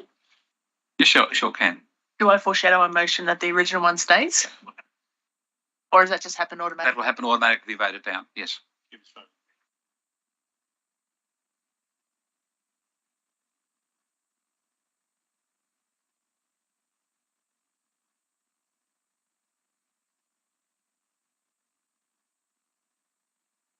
Right, and there you can now see what's up on the screen. In B, the development consent to lapse where work has not been completely subject to the following change. Change the word substantially completed to substantially physically commenced in the motion. Now, this is the amendment. We've had people speaking for and against. If anyone needs clarification, you can ask, or if you wish to speak for or against, also. Councillor Saul. A question, Mr. Mayor. You can ask a question. The General Manager, is that actually legislation has actually had this part of it, or the legislation in place now doesn't have this wording? Through Mr. Mayor. Yes. What you've done here is actually added the word substantially. The current legislation is physically commenced. What this does is put an emphasis on substantially physically commenced. So I can't just do some basic work. I've got to do a lot of work. It's Councillor Saul. Just to make sure, well, Mr. Mayor, I moved a previous amendment. I seconded a previous amendment with Councillor Patterson, but I'm not agreeing to this. So what happens then? Yeah, good question. Yeah, I understand. I'll need some advice from Mr. General Manager or Mr. Farragut. Can the seconder withdraw his secondary? Yeah, look, so to be honest, the Code of Meeting Practice is silent on modifications to amendments by the mover. However, a motion can be modified by the mover without the consent of the seconder. The purpose of seconding a motion isn't to indicate that you agree with it. The purpose of seconding a motion is saying that there's at least two people in the chamber who think the matter's worthy of a debate. Yes. So therefore, a seconder does not necessarily need to agree with the words that appear in a motion or an amendment. Yes, Mr. Mayor, because sometimes in the Right, past, so Councillor Saul, you can speak against the amendment and that's still seconded. It's before the meeting to discuss, as Manager Thorogood just told us. So, Councillor Saul. just as an aside, Mr. Mayor, unfortunately, sometimes, but for the public to read this in years to come, they might say, well, someone's supported something, then voted against it. It doesn't seem to make sense. That's not how it works, no. Thank you. Councillor Wyatt, please. just point of clarification. Yes. This is not about us. This is not about me writing legislation to change. This is about a motion being put up for the Local Government Association to engage with the New South Wales Government about amending legislation, however it chooses to amend that legislation. I'm not suggesting that those words are actually going to be in the new Environmental Planning and Assessment Act.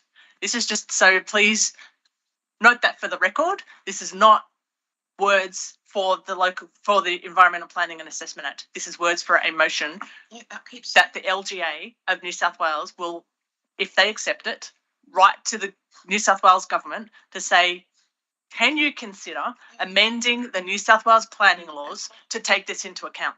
It is not a fait accompli that once this is endorsed, we get the amended legislation. No, that's not what it is. Thank you. I'll put the amendment, no other speaker, but Councillor Bain, please. Just for clarification, I've got a legal definition of the commencement of approved development is undertaking associated earthworks, construction, placement, or otherwise the approved development to a minimum of 1/3 complete. So if we go for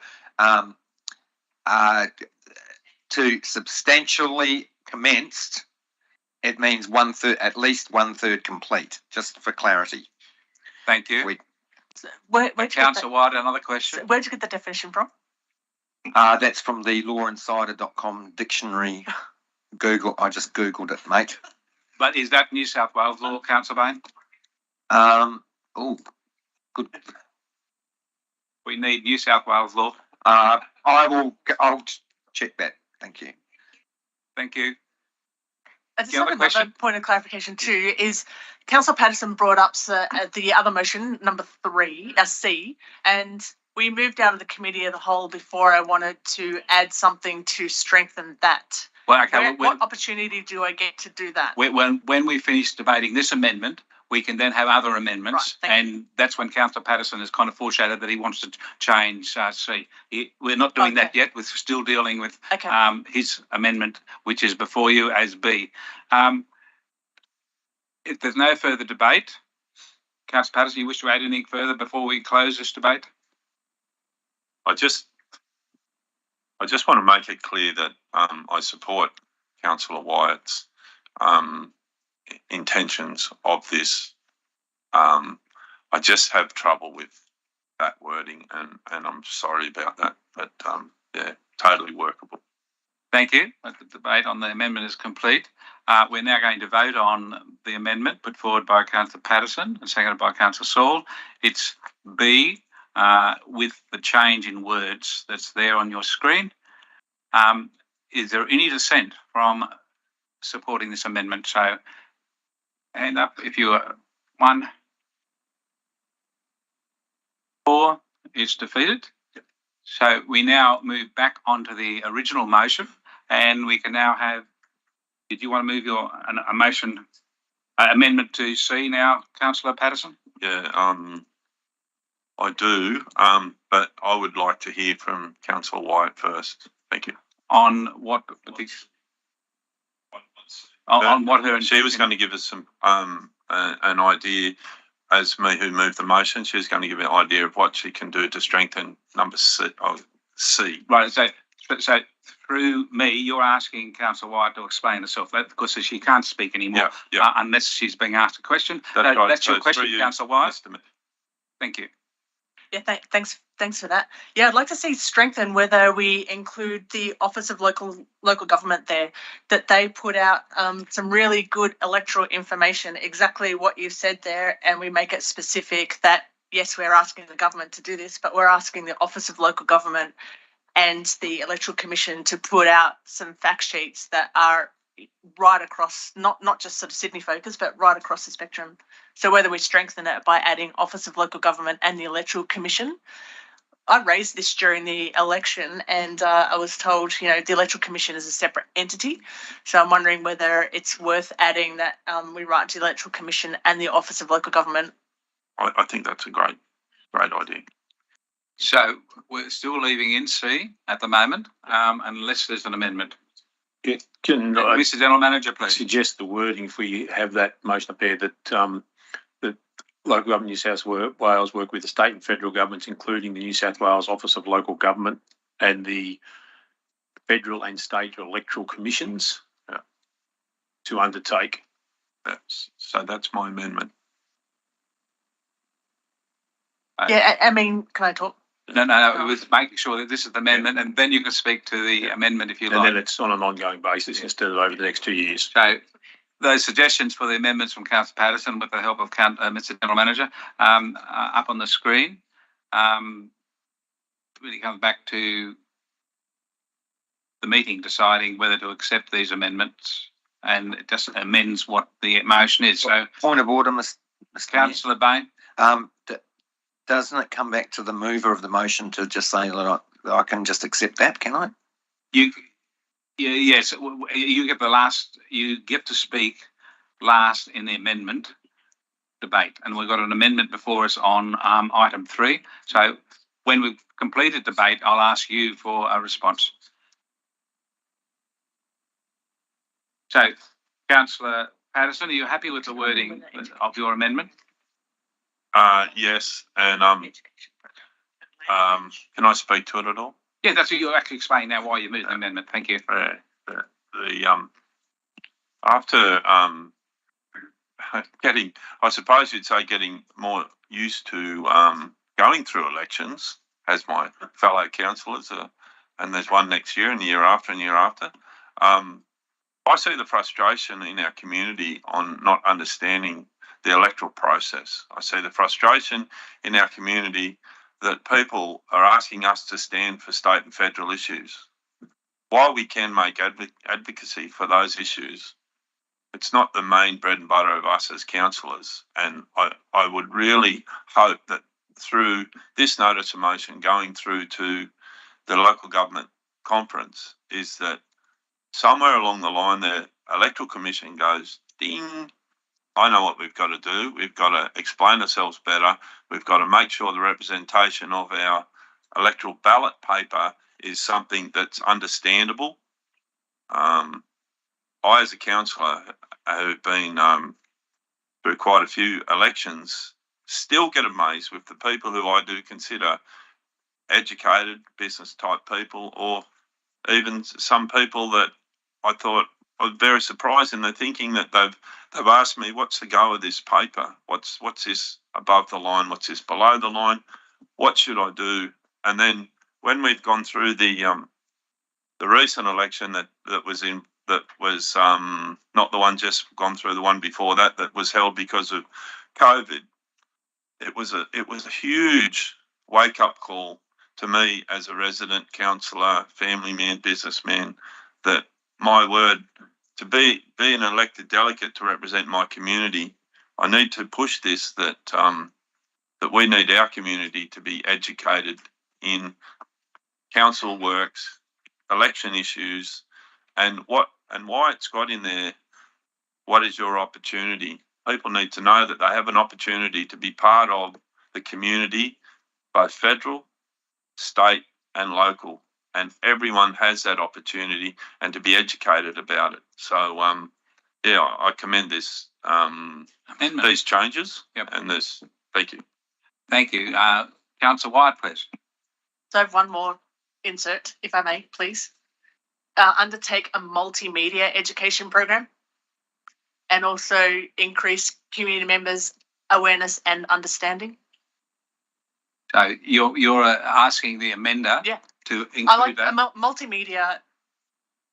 It's up to him to accept it, or you have to move a separate amendment. No, accept that. Thank you. I don't. You got that, Mr. Thorogood? Yep. Thank you. We love multimedia. Thank you very much. We now asking for any further debate, and Councillor Bain might close off a debate on the amendment if he wishes to, or leave it as it is. This is back to the motion, is it? Oh, Councillor Patterson was amending C. That was my amendment. The amendment to C. Yeah. What we see now is my amendment to the motion. Yes. Yeah. Yeah. Through Yeah, Mr. Mayor, but- if Councillor Bain is happy with those inclusions, then it is part of the motion. So Yeah. there's one more question I've got, if that's okay, and it's to clarify the thing about this. This is a difficult one for us councillors, because not everyone is like myself on the page with, say, item B here, but through the debate, I've got it now written down through the debate and understood by my fellow councillors that I don't support that wording. But I just want to let you know that my other fellow councillors here, that to vote against this, because it's 3 items in the one motion, even though there might be one thing that you don't agree with, you're not going to change the whole thing. So I think as a councillor, I look to support the total motion. Yep. Since I have it explained, as other councillors have, that they don't support minuteness of certain parts of it. Thank you, Councillor Patterson. And it's an actual amendment, but if the mover accepts it and becomes part of the motion, it's still recorded as an amendment accepted by the mover. Councillor Bain, you accept it as a mover? Yeah, I accept those amendments, and we're ready for me to make a closing. Well, if there's any other further debate, I'll hear that first, or questions, or then I'll ask you to close. Councillor Bain, would you like to close, please? Yes, thank you. I commend this full motion to my colleagues, but also point out that as there were divisions over B, we may have to discuss that when we're at the local government conference, what proportion of our 3 votes goes which way, just so that we're representing our what everyone believes in our council, not just a particular viewpoint. Thank you, Councillor Bain. That's the closure of debate.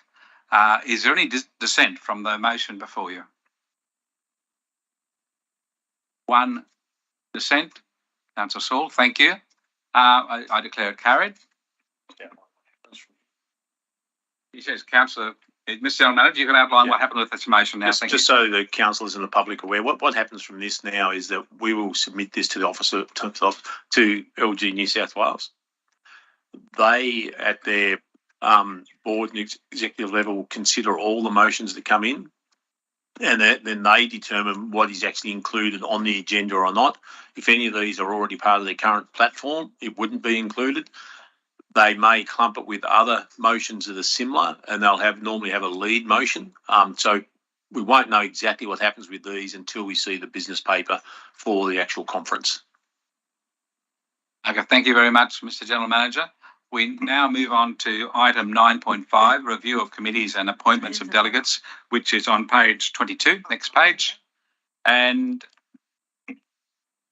we need to resolve to undertake these appointments, and then we'll have the election. So that's the procedure. So who would like to move? Councillor Patterson is moving the recommendation. Do we have a seconder? Well, you could have moved it, but it doesn't matter. It's already been moved by Councillor Patterson, so you can move an amendment after we've had a seconder, if possible. Councillor Bain.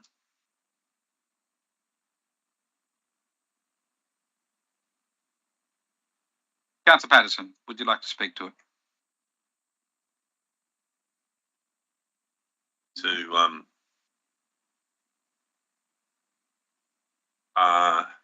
This particular review of committees and appointment of delegates, once again, I'd like to show my appreciation for all those people that have shown interest, to put their hands up to become members of the committees, and also in council's due diligence to have certain elected people on these committees. But I really would think that we need to go in and vote on these committees before I can make any other comment. Thank you.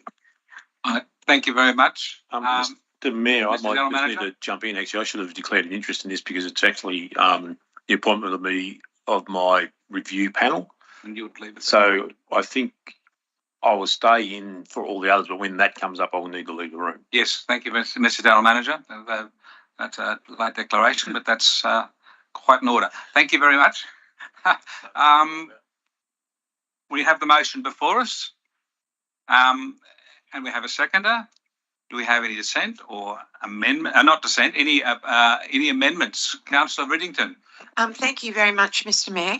I'm looking at the number 4 in relation to the Australia Day Awards Committee. Now, I've been a long-term member of this committee, and we had some vacancies, and we called for expressions of interest from the community, and we got some great nominees, and we had 4 nominees. There were only 3 vacancies. What I'm suggesting, could I please amend point B to Tanya Poik, Philip Harvey, Peter Chambers, and Anika Malcolm. Now, Anika Malcolm is a wonderful young Indigenous woman who works for the PCYC, She would be a valuable member of this committee. I would also like to ask, and for the public record, as to how this voting was done. Thank you. Do we have a seconder for that, please? He was seconder, and then we can have it accepted into the motion. We have a seconder, and you accept it into the motion? What do I do? You can accept it in your motion. You do. No, it's accepted. We appoint. So you can now speak to your amendment, which is now Councillor Patterson has acknowledged that he'll put it in the original motion. So you can speak to it. Thank you. Oh, thank you very much, Councillor Patterson. So what I just said applies. I really value this committee. The Australia Day committee is really diverse, and especially to have Indigenous community members on this committee is so valuable because it can be a very contentious position. And I think we need to welcome community members. Anyone who puts their hand up to be part of a community committee needs to be congratulated and welcomed with open arms. So that's why I would like to put Anika Malcolm as well and change the vacancies, which I'm sure we can be flexible on, to include her and to put 4 members on, not 3. Thank you, Councillor Riddington. Is any further debate? Councillor Bain. I've got a question through you, Mr. Mayor, for the General Manager. Is there an opportunity here to include councillor representation on other committees of council, like, for example, the one that I'm thinking of is the Natural Resource Management Committee? Is this an appropriate time to put that in? Or It's a good question. I'll ask Mr. General Manager for a reply, please. Thank Councillor Riddington for outstanding representation on that committee. Okay, that's the end of that. Mr. Mayor, a question for me. Beg pardon? May I ask a question? You may ask a question. Councillor Saul, please. Thank you, Mr. Mayor. Just to clarify for the public and for myself to make sure that are we having an election for these committees today or Straight away? Yes. Okay, thank you. Once we have a resolution, we'll go on to the elections. Councillor White, please. A question, or am I too late to make an amendment to point number 1? No, you're not. You can move an amendment, and you'll be knowing that Councillor Patterson will be listening to every word, and he may accept it. Thank you, Councillor White. Great adversaries. Yeah. I would just like to add, and for those committee members to provide a report to council. That can be either verbal or written after those meetings, or that, I mean, we talked about this in the code of meeting practice. Will it do being there? Because I would really value having a report after these meetings, whether that be minutes or whether that be the council that attended those committees, just give us a briefing afterwards. It can be verbal or written, I don't mind, but I'll seek clarification. Thank you. Mr. General Manager. Just a couple of comments, and Mr. Thorogood may come in and add a little bit more to this as well. It is in the code of meeting practice, so it's encouraged. A number of these committees, council receives the minutes of them. So if you're mandating in there that committee members provide a report, you'll be duplicating the information councils, like the traffic committee, the minutes already come. So I don't see the need to put it in there personally, but it is up to the councillors, to make that determination. If Mr. Thorogood does anything else. The only thing I wanted to add is council actually took a resolution a little bit earlier today that they adopt a code of meeting practice that says delegate reports are encouraged but not compulsory. So in my view, if you moved an amendment on this to require them, that would be contrary to the resolution that you took earlier in this meeting. That said, that's only to put something out on exhibition. So, but Mr. Thorogood, that won't be enacted until November. So that's what I'm saying. Yes. Yeah, Okay. So, Councillor White, do you wish to continue with your amendment? That's okay. And I'm not talking about a form. I'm just talking about we're in a council briefing. We're in or this format. Is it Councillor Riddington or whoever is going to be on any committee just give a briefing, because I see these committees as an opportunity. I mean, these councillors are representing us on those committees. So is there not a two-way communication option for us to provide input and to seek feedback? and just to see what's going on. So if it's in the code of conduct, I'm happy. Code of meeting practice. Code of meeting practice, I'm happy. Let's go with what we have. Okay, so you don't need an amendment. Thank you. No other motions or questions. I will put the motion before you. Any dissent? I declare it carried. We now move to elections for all these positions. We'll do them in the order, Mr. General Manager. So the Audit, Risk and Improvement Committee, at the moment, the previous member is Councillor Riddington. We'll need nominations for that position. Councillor Patterson. Nominate Councillor Riddington, please. You accept? You do. Do we have any other nominations? Or you can self-nominate if you wish. No other nominations. I will declare Councillor Riddington a representative on the Audit, Risk and Improvement Committee. Like a good risk, don't you? Right, the Australia Day Awards Committee, and this is open for debate of council. You need to make a decision here. Previously, we had 2 councillors on the committee as well as the mayor, and we have to decide whether we put up 2 councillors this time or just elect 1. The reason we had 2 before is we had such a depth of knowledge from Councillor Campbell as the previous mayor and also as inaugural leader of the Australia Day Committee. She was voted on to be on that committee. So it's really up to council whether we have 2 or 1, and I'm open to suggestions from the floor. Councillor Bain, please. I'd like to nominate Councillors Riddington and Councillor Saul for the Australia Day Committee. So you're actually saying we should have 2. We haven't made a decision on 1 or 2 yet. Sorry. I believe we should have 2.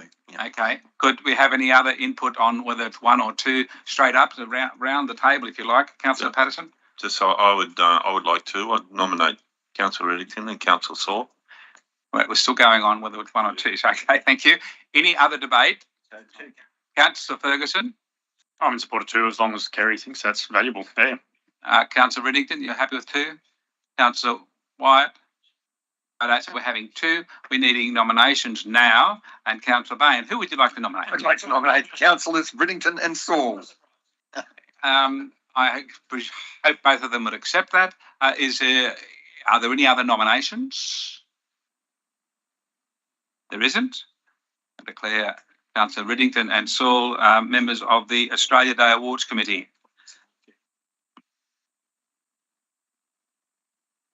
Right, Councillor, the next one is General Manager's Performance Review Panel, and I'll note that the General Manager has now left the room.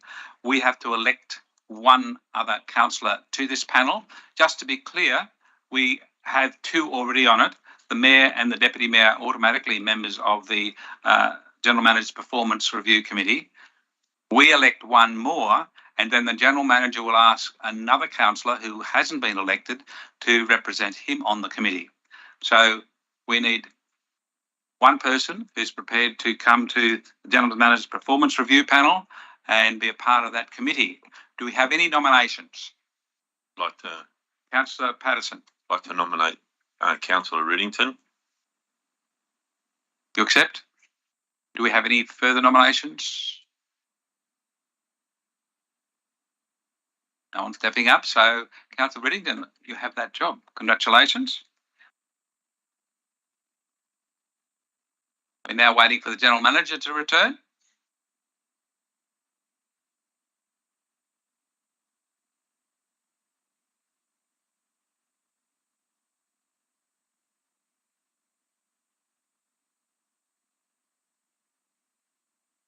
Councillor, Mr. General Manager, while you're out, we elected Councillor Riddington as the council rep. We now move on to the external committees, the Bushfire Management Committee and Zone Liaison Committee. Previously, we had Councillor Bain and Councillor Ferguson as alternate.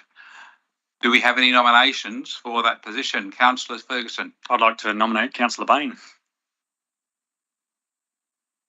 Do we have any further nominations? Can I please nominate Councillor Ferguson as an alternative? You can, for sure. Do both of those gentlemen accept? Thank you. Do we have any further nominations? No? So I declare Councillor Bain as our delegate and Councillor Ferguson as an alternate. We now come to the Club Grants Committee. I have been on that committee since I was elected to the position, and there's been no meetings. I'm hoping one day it will happen. So, Councillor Patterson. Could I also make a comment on this? On the position? Yeah. Yeah, for sure. Yeah. I wholly support that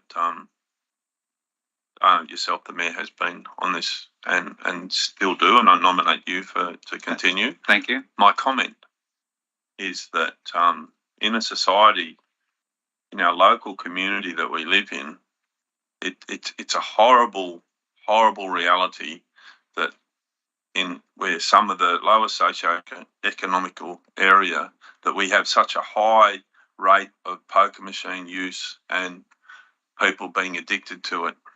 I feel that in one way that it's good that at least the clubs get to pick where this club grant scheme, whether, with the help of the Mayor or whoever's on the committee, gets to pick where that those funds are distributed, a certain amount of funds are distributed back into the community. But I just want to make note of how disgusted and disappointed I am that we even have to do this, because I believe that money should be in the pockets and the fridges and the homes of those families, the people that put them in to start with.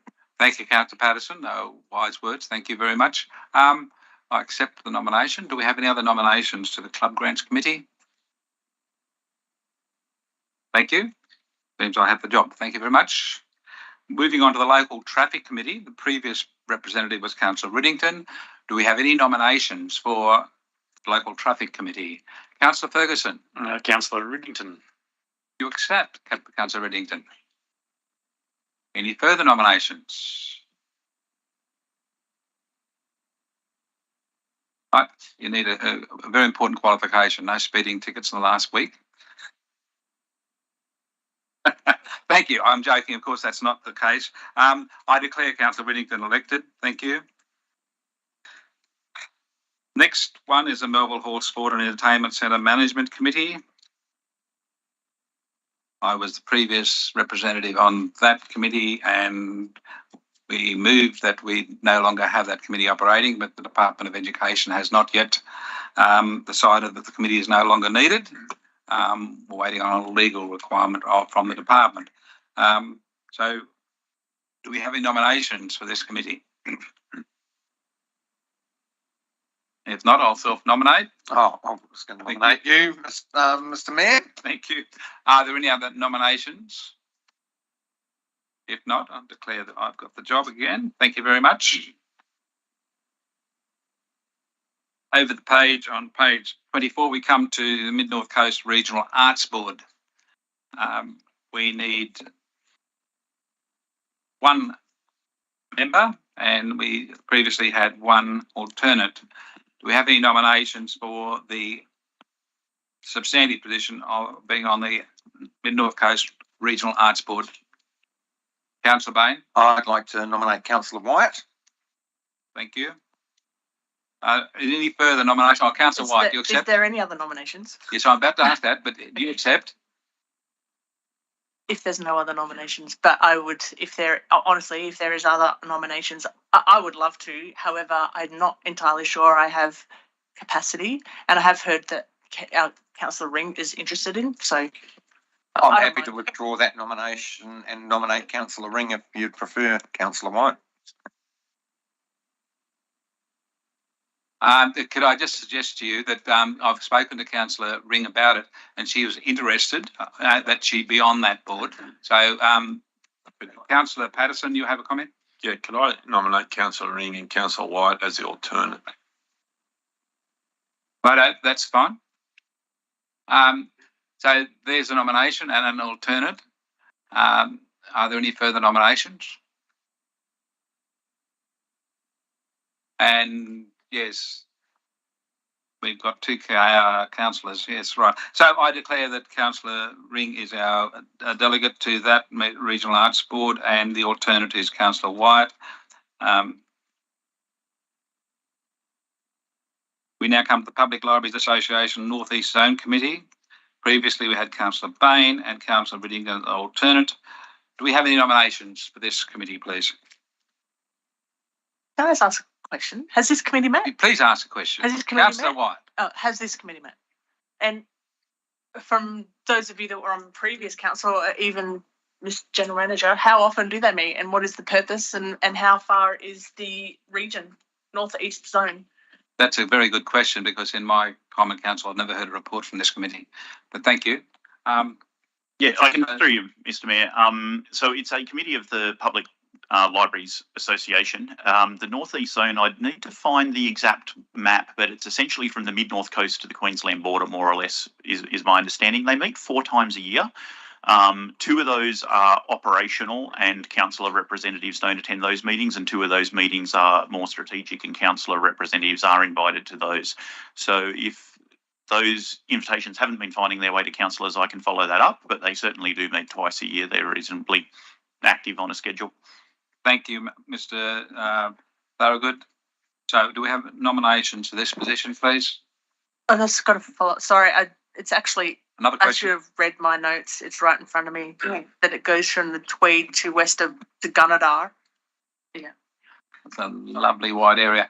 Okay, Councillor Riddington, you have a nomination. Yes, please. I'd like to nominate Councillor Bain, and I don't want it. Thank you.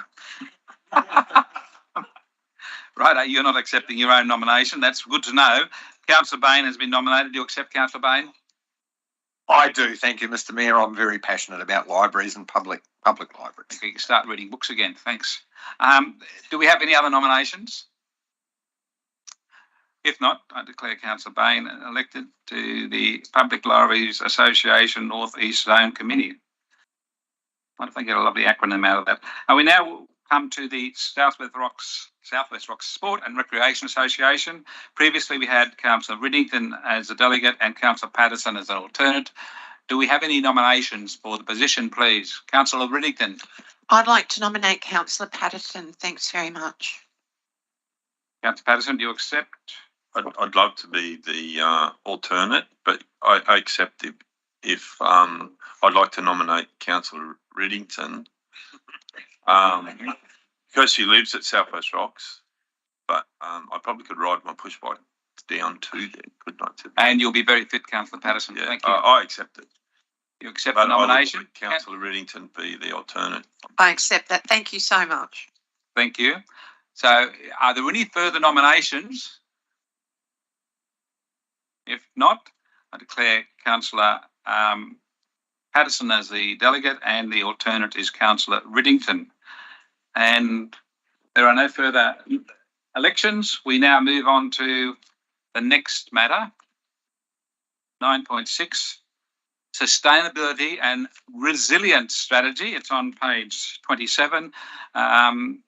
There's a recommendation there before us from staff. Would anyone like to move that, please? Councillor White, thank you.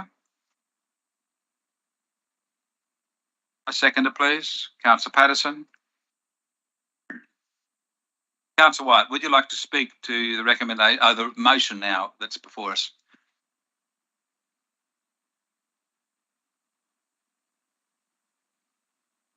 I just have no, actually, but other than I fully support it.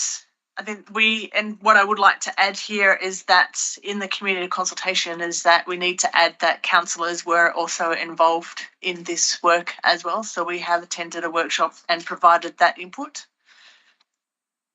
I do have a couple of questions which I can ask later, but I fully support, council staff have put a lot of work into this plan and strategy, and it's also worth noting that council staff won an award at the Macleay Business Awards for their work in this space as well. I'm not sure how they went at the regional ones. How did they go? No. Yeah. So certainly at the local ones, there was acknowledged. Yeah. Yes. And I would just recommend that we endorse this so that we can get on and implementing some of these actions. It's substantially a very important point just pointed out to me. Consider the feedback received by the community and councillors, because councillors had contribution. So that's been amended, and you're happy to accept that amendment into the motion. Thank you, Councillor White. Does anyone wish to speak to the motion?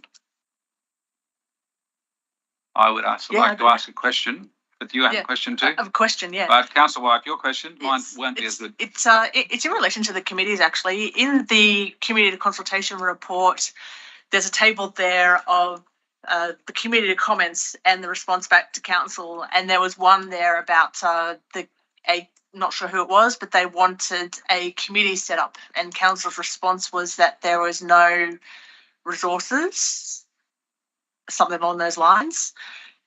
We've talked about committees a lot, and I've raised this as an issue that I'm hoping that we're going to get something about the role of, when we do our induction, about this distinction between committees. I've been in this valley for a long time, and in my role as in the public service, I certainly have been on these committees. There was a floodplain committee, coast and estuary committee, the natural resource management committee, which Arthur talked about, which interestingly enough, I was instrumental in getting that started.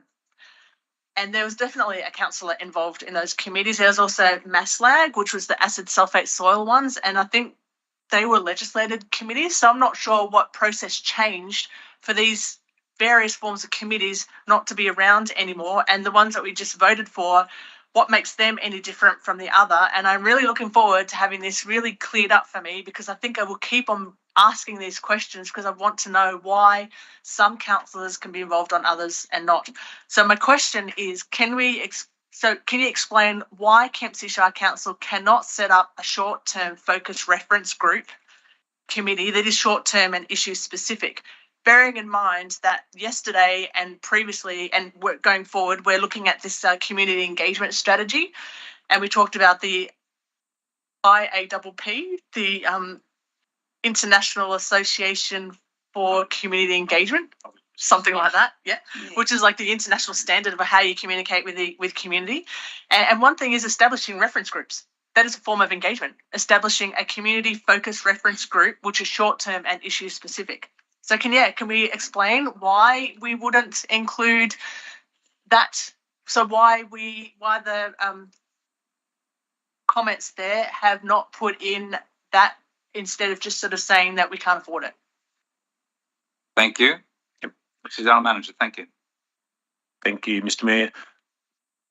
Broadly, council can establish working groups, committees. It's their prerogative. Two examples of short-term focused working groups were the Economic Development and Tourism Strategy Working Group, and also the working group that was established around the noise and that around the airport. So council has done that, and it's council's prerogative.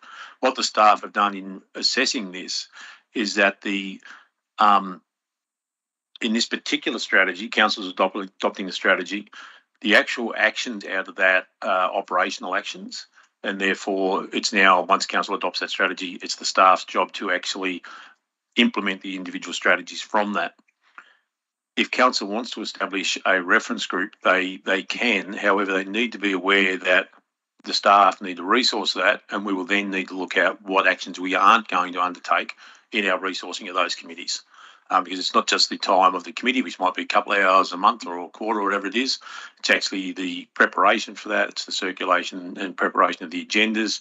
It's actually undertaking the minutes, and then dealing with what are they actually going to do. What are the terms of reference? How are they actually set up? What delegations do or don't they have? So there's a whole range of questions like that, and council can do that. You just got to be aware of the impact it'll have on the actual implementation of the actual strategy, because that time will be taken away from the implementation. Mm-hmm. Thank you, Mr. General Manager. Just following up what you just said, the staff are implementing this. Would there be a regular reporting back to council on the strategy being implemented? Maybe a quarterly report or a 6-monthly report? With a lot of these strategies, they're actual incorporated into the delivery program and operational plan. And we're getting quarterly reports on the operational plan as it is. So you'll actually see those results come up. If there wasn't sufficient coming through that, council would actually say, look, can we get a briefing on this or whatever? And we're more than happy, as you know, to run the briefings and give you more information in that way, provide other information to the public. But we've got that reporting system in place. The council's role is to adopt that strategy. Staff take that, get it into the delivery program and operational program that you actually adopt. We deliver it and report it on that quarterly basis. Right. Thank you. And I'll just finish up with my question and come to you, Councillor Bain. It could be to Councillor Mitchell, to Director Mitchell, because he loves the financial side of operational plans. We've passed a delivery program, an operational plan, and it's in operation for this financial year. With this strategy, will any of the strategies be funded in this financial year? Through you, Mr. Mayor, there would be certain items that would be factored in to this year's operational plan, because there'd be items that we were sort of doing as a matter of course, my understanding, and those items would have been identified as actions in the OP, and if they're in there, they're obviously got funding attached to them. There's nothing that we put into the OP that won't have a funding source. I think what the benefit is once these strategies are adopted, we can then start to seed those into future operating plans and the budgets and the long-term financial plans that support those. Okay, thank you very much, Director Mitchell. Councillor Bain, please. Just in terms of what Councillor Wyatt was talking about committees, I, interestingly enough, had a conversation with Manager Harper yesterday about justice and talking about developing terms of reference and ways of doing it with low or no cost to council. If, for example, a councillor was to chair the meeting and a community member was to keep the minutes. However, Lyndall pointed out that between the Better Together network and the community catch-ups, it might be duplicating work as a thought, and the Better Together network might be a really good way of identifying those people that can have input into specific issues. Thank you, Councillor Bain. Councillor Wyatt. In wrapping up, I mean, I'm thinking of just moving an amendment there to do that we do a cost feasibility of having that reference group, or that we really put that on our agenda as induction to really work this thing out, work out this community consultation part, because I love that idea. And in fact, the committees that I've been involved in the past from 2003 up until, I'm not sure when, about 2015, that's exactly what they were. So they were chaired by a councillor, and sometimes minutes were either taken by the staff, who was an intendant, or one of the other people. And on some of those committees that I worked in, they made some amazing decisions, and it was because community people were on those decisions with local knowledge about how to, and it was mainly with flood mitigation and acid sulfate soils. So they were able to bring some really good knowledge to those committees that would help council make better decisions. So I really want to see this issue around committees sort of worked out, and whether or not we sort of look at bringing a motion forward that we do revisit what committees are around there. So I'm considering. We need to make a decision now. You are speaking to an amendment because you've already spoken. Yeah. So can you give us an idea of what the amendment would be, please? Do you want me to have? I just jump in and the manager might help with this. I'd say, try and explain it this way. The two committees I gave examples of, they were set up to assist in the development of the strategy or the policy position. So no issues with councillors doing that. There could have been a reference group to assist with the sustainability and resilience strategy. Once councillors adopt that strategy and it becomes operational, it's not appropriate to have councillors on anything dealing with the actual delivery of that. We do, however, as staff, we'll set up reference groups and things like that, working groups on specific matters. A good example of that was we actually had a working group to assist with the establishment of the BMX pump track up at West Kempsey, for example. So we will use, and often do use, working groups, time-limited groups and that to have input into and to assist us with the on-the-ground delivery of different things. So I think it's something that we should pick up in the induction and the discussions we have over the coming months with the councillors. in relation to the communication strategy and the communications engagement strategy and the role of councillor to work out how you want to do that. No issues with setting up working groups, reference groups, but they need to be from a council. If you want a councillor on it, they have to be about strategy and policy, not about operational matters. So, Councillor White, do you wish to continue with the amendment or not? No. You I withdrawing? just want a commitment that we are going to really discuss this. Just because it is doesn't mean it has to be. So unless, just because it is, it doesn't have to be. Clearly, I'm looking for debate on this. I just don't want to be told that this is operational because it doesn't have to be, or does it? That's what I want to have more discussion around. Councillor White, you can bring up a notice of motion. No, not now, but in a future council meeting to debate how the implementation is going. But Councillor Saul, you had your light on. Yes, Mr. Mayor. 2 questions, if I may, please. The first question, Mr. Mayor, is how much in the budget allocation for this program? Do we have an idea of the allocation for the budget? We'd have to take General that. Manager, thank you. Mr. Mayor, we'd have to take that on notice and back with the councillors. There may be some of the actions already in the operational program. We'd have to check that, and future operational plans will be dependent on what council adopts. So what we'll be able to come back with what is actually in this year's, if there are any of these strategies in this year's, and we'll do that over the next week. Okay, thank you. And the second question, Mr. Mayor, was the report said there was 35 submissions received and 100 comments made. Is that the total number of feedback from the community? That's correct. That's correct, yes, thank you.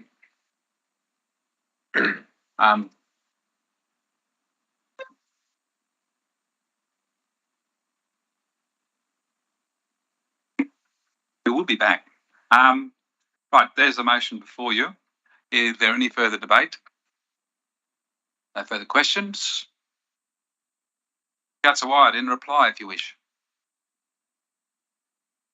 Just I think that we should acknowledge the work that council have done, council staff of putting this together, and the community consultation, and that we have had an involvement as well, and that we to support it.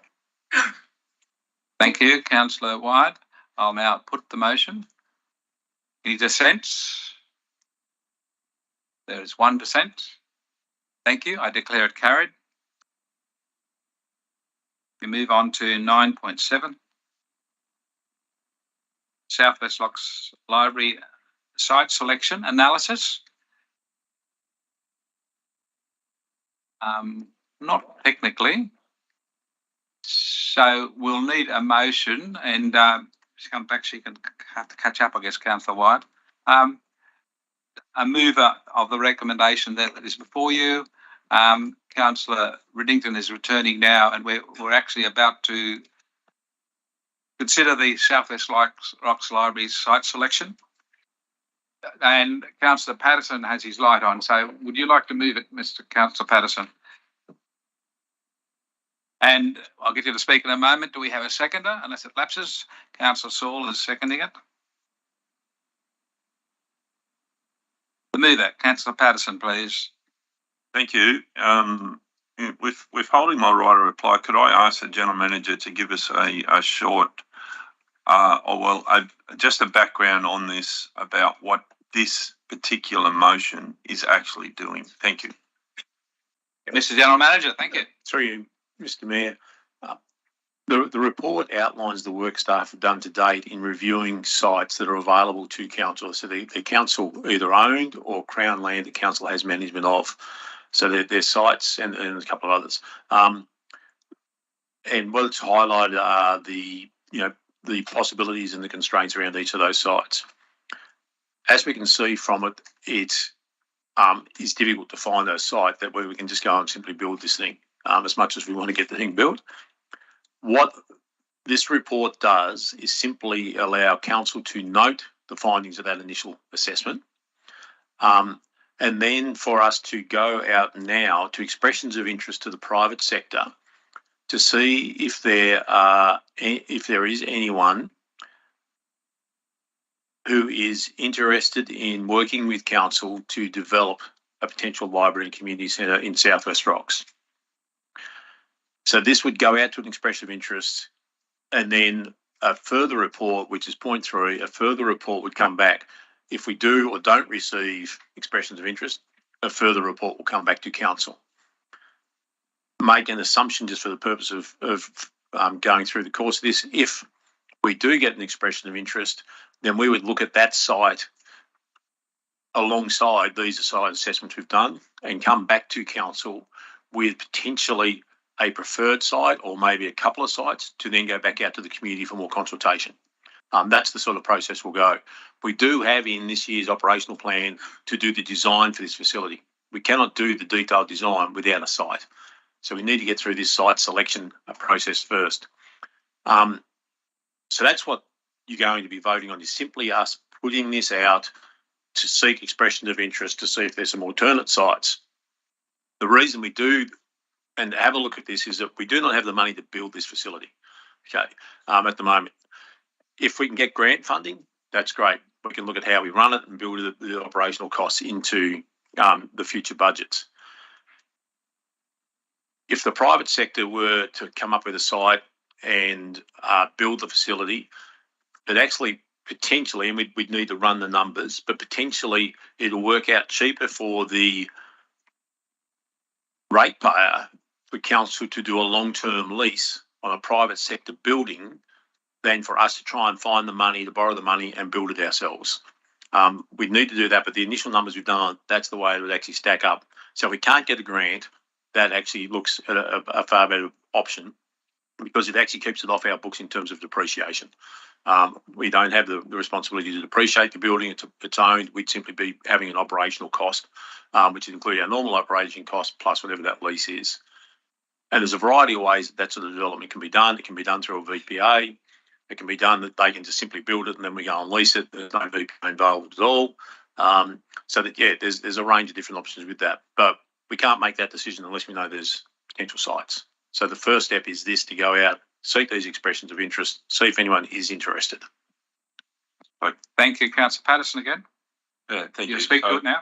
So, yeah, speaking to this motion, I want to make note of the representation by Mr. Noel Selby at the public forum last night, who made representation about choosing one of the sites, which was site 1, and also the fact that within this process, like the general manager just described, it reminds me of being on council and looking for entertainment and for the youth, etc., in the Kempsey Shire. We looked at the possibilities, and Kempsey Council, as councillors, came up with a VPA with the owner of Cole's site, and through that, council was able to initiate a $6.5 million build for the council's small input that is now not owned by council but run by a private company, that now council has an asset that they don't have to have on their books. So that's how I see the possibilities of this motion possibly returning back to council with that type of the possibility of that type of organisation or setup with the new library community centre in Southwest Rocks that would not be on, preferably would not be on council's books as described by the general manager. Thank you. Councillor Patterson, you were the VPA you were referring to, it was the VPA for the cinema. You didn't say cinema, so the people listening, the cinema is now operational, and great place to go for a movie. So, Councillor Wittitrin, please. Thank you. As a long-term resident of Southwest Rocks, I'm really commending the council for moving on this and putting it out for expressions of interest to anyone who might be interested. We have a long way to go. The actual motion is about putting it out to different people to express an interest. It's not about preferred sites or people's preferences or different opinions that people may have. I personally would really like to see this progressed, and the General Manager is so right. We need the land. We've got to have the land first. If we have the land and a developer, then okay. If we have a land, then a grant, then okay. I would prefer, my thinking is to be public consultation way down the track when we get all this done so we can present it properly to the community. It's not about excluding the community, it's about including the community. So I thank you very much, Council, for putting this motion up and for the hard work that Gayleen Burley has put into it. Thank you, Councillor Riddington. Anyone else wish to speak to this? Councillor Bain. Yes, I'm taking aboard what Mr. Selby spoke to us yesterday about. I'm conscious of time and how much time has been involved already in this. Also, I have a tendency to support public ownership.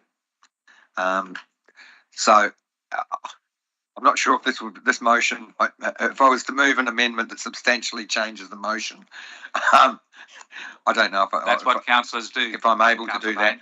Well, okay, I'm going to throw it out there and say I would move an amendment that we go ahead using the Landsborough Street option, and that we look at investigating grant funding to build the library. We have an amendment and we need a seconder for that. Controversial amendment? Sorry, yes, Mr. General. We're getting more advice from staff. We're just hanging loose for this. Mr. General Manager. Through you, Mr. Mayor, my understanding of the wording is that council proceed to develop the Landsborough Street site. Is that essentially what you're saying? Correct. Okay. So that may be a substantially different motion. So it is substantially, and currently council isn't in the position to make that resolution because they don't have the funds to actually do that. So you couldn't actually proceed with it because you don't have the funds to do it at the moment. So we can't investigate grant funding. We've been doing that. We've had 3 unsuccessful grants already. What I would advise council against this. I normally don't do that directly. If council goes through the process as recommended, council still has the option to actually make that decision, but they'll be making it in an informed basis. At the moment, you do not have all the information to make an informed decision to actually proceed along that site. I'll withdraw that amendment. Yeah, I'll just finish that. Council staff have been doing a lot of work on these sites, and that site potentially for the ratepayer is a very, very valuable site for the ratepayers. And I'm not talking about selling it. I'm talking about keeping it in ratepayers' ownership long term as a potential source of income long term for the ratepayer. We haven't been able to present that to you yet because it's part of this whole package once you get this information back. So it's important that we get all that information for you to make a really informed decision, because this library, when it gets there, Library and Community Centre, will be there for the next 50 years. So we need to get this information to you. And it might be over 5 stories. Thank you, Councillor Patterson. And it might not be constructed in 5 years. Order. I'll quickly speak in favour of the motion, and then I'll ask Councillor Wyatt to speak.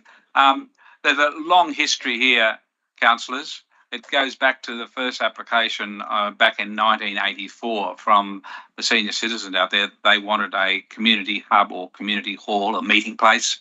All those people who applied back then are no longer with us, I'm pretty sure.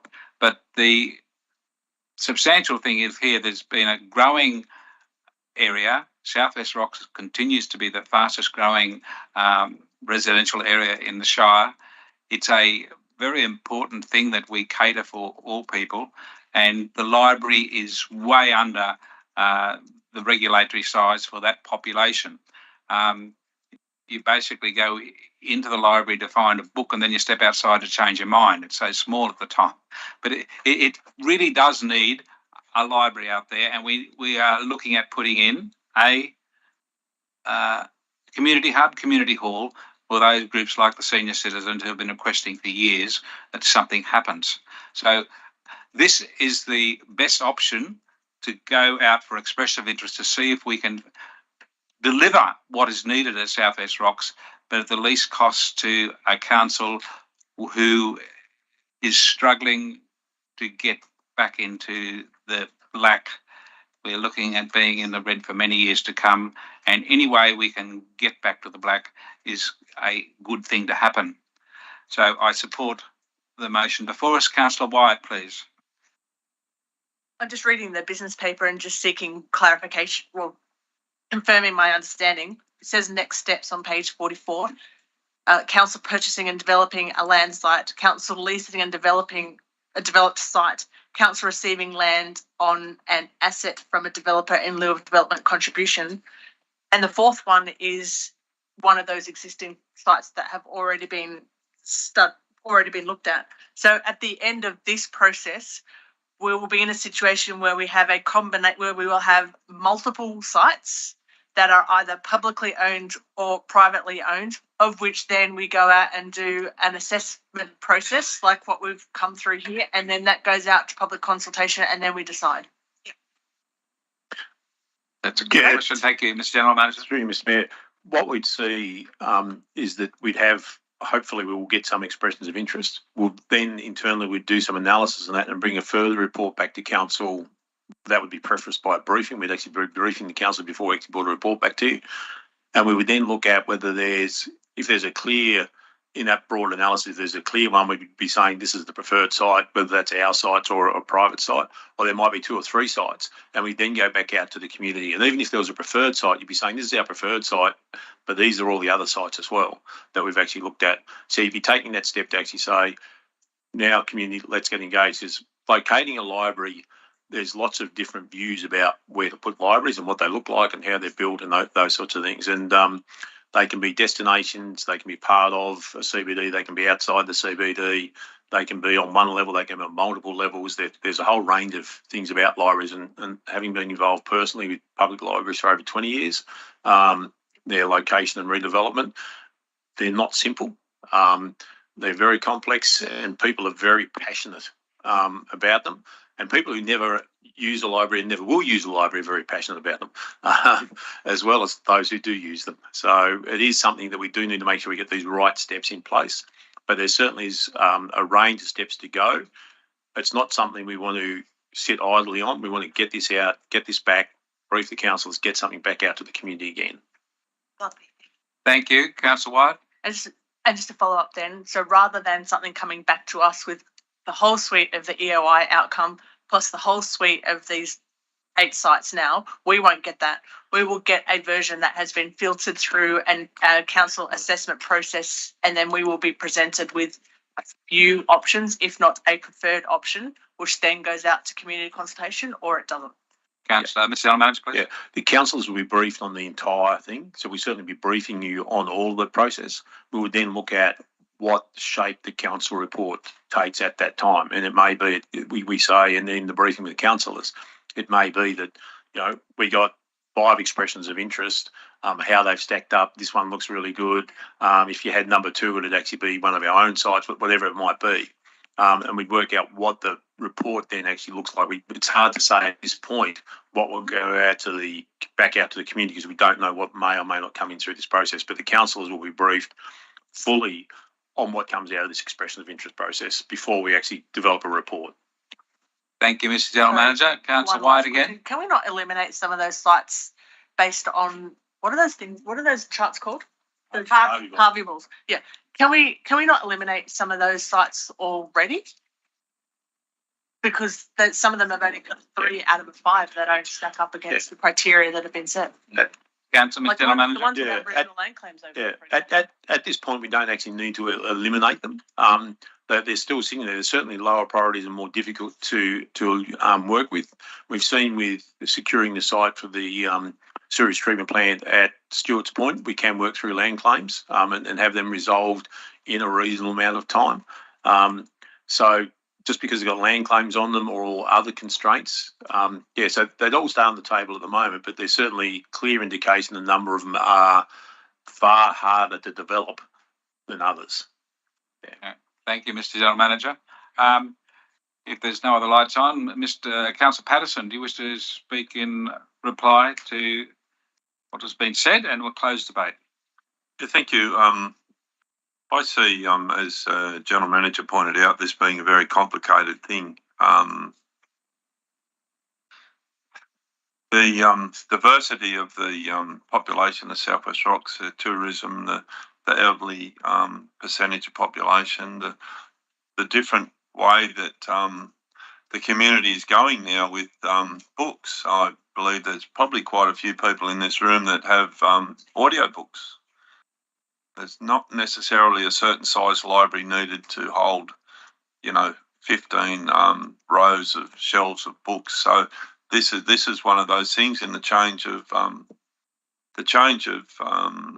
the way that information is being delivered. So yes, council has a decent issue on their hands, and I do believe the process that they've entered into is a really good way of looking at it, asking out there who has any land available, who has any options available, and it's something that we definitely should move forward. Thank you. Okay, thank you. I'll put the motion. Is there any dissent from the motion before you? There isn't. I declare it carried. I now invite someone to make a procedural motion that the council meeting continues after 1 p.m. We'll be breaking at 12:30 for lunch. So and with the amount of work left, we will have to come back after lunch. So a procedural motion that we, Mr. Thorogood, whether that's appropriate. Yes, Councillor Bain moves procedurally. We need a seconder, Councillor Ferguson. Any dissent from the procedural motion? If not, the meeting will continue after 1 p.m. And we now come to the next item on the business, which is the Dave Sands Memorial update. The recommendations there before you on page 48.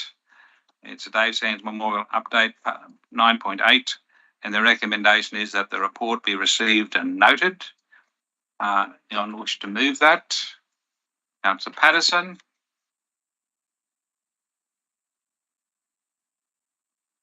Seconded. Councillor Bain.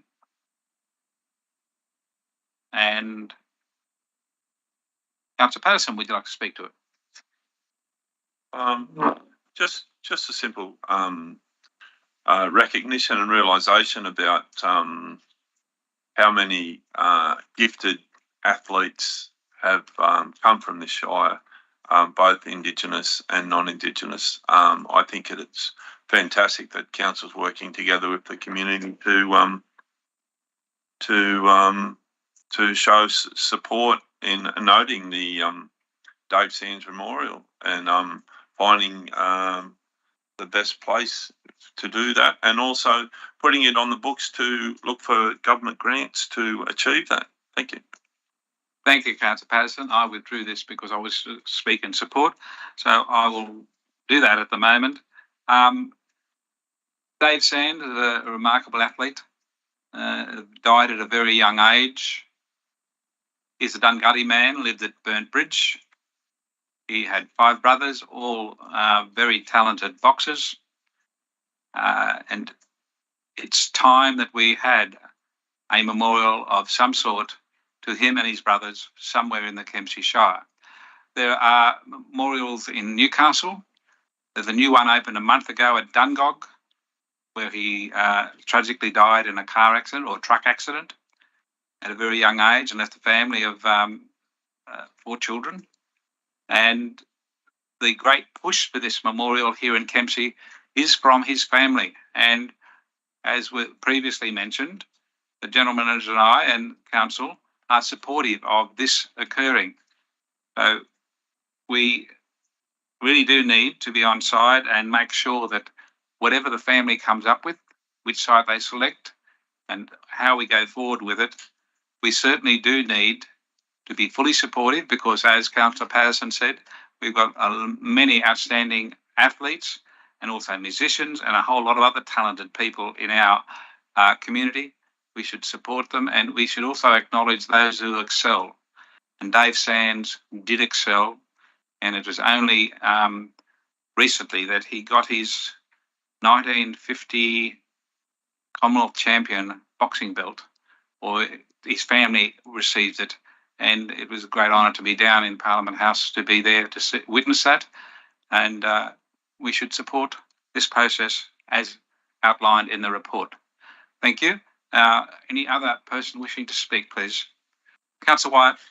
Yeah, I just want to thank you, Mayor, for bringing. I had not heard of this before, being on council, and I've done some reading as well. So I want to thank you for bringing it to our attention, and also to family for bringing it to to my attention. Anyway, it is an incredible achievement, and not to have that recognised is just another one of those great injustices that is afflicted onto Aboriginal people in this country. I just want to ask a question: is what kind of artwork is being considered and where? Mr. General Manager is more involved in the day-to-day discussion. So, Mr. General Manager. Through you, Mr. Mayor, we've been working closely, as the Mayor said, with Dave Sand's family, particularly Chad Ritchie and Phil Doty. They have enlisted the support of Dunghutti artist Black Douglas, who actually recently won the Archibald. He's actually doing some work with them. What their discussions have been is what's envisaged at the moment would be some sort of plinth, concrete plinth, which may be 4 metres square, that sort of size, with a bronze statue in the middle of that of Dave Sands. Dave also had a number of brothers and an uncle who were quite good boxers as well. So they're working with Black Douglas on how they represent the rest of the family around that as well. I envisage that will start to tell that whole story of the family, and you probably see some interpretive plaques. You may even be, depending on the level of funding you can get, you may be able to get some audio visual built into it and things like that as well. The main site they're looking at the moment is the park here in West Kempsey. We're waiting for them to come up on the ground and actually look at. That's where the Durry Health is getting built at the back, so potentially in there. But there's also the park at South Kempsey. But we're just waiting to coordinate a time when we can all be on the ground and actually walk around and definitely confirm the site. So there's no definite site yet. And wherever it is, it's actually trying to be able to tell that whole story as well. Thank you, Mr. General Manager, for that advice. Updating of information. Councillor Saul, please. Thank you, Mr. Mayor. Just some questions, if I may, please. Mr. Mayor, the actual cost between 250 to 300, is that meant to be fully funded by sponsorship and grant funding, or how much in our budget will we be contributing? Mr. General Manager. We're trying. Once we actually know what the design is, we'll be able to get definitive quotes on the actual work and have a definitive price. We would then be looking at actually trying to get it fully funded, whether it's through grants, whether it's through crowdfunding, whether it's through sponsorships, probably a combination of those sorts of things. It would then be, if there's a shortfall or council may wish to put some money up front, it'll be a council decision whether they put any money into this directly. But we aren't actually at that point at this point. So we really need to get that detailed design, get firm costings, and then go and try and seek those fundings.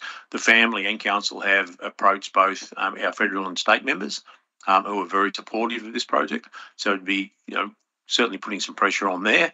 And if there's a change in government at the state level at the next election, we'd certainly be looking at who we can go to in the state government as well to try and get some support. And our local member, whoever they might be, would certainly be supporting that, I would think. Thank you, Mr. General Manager. Any further questions or debate?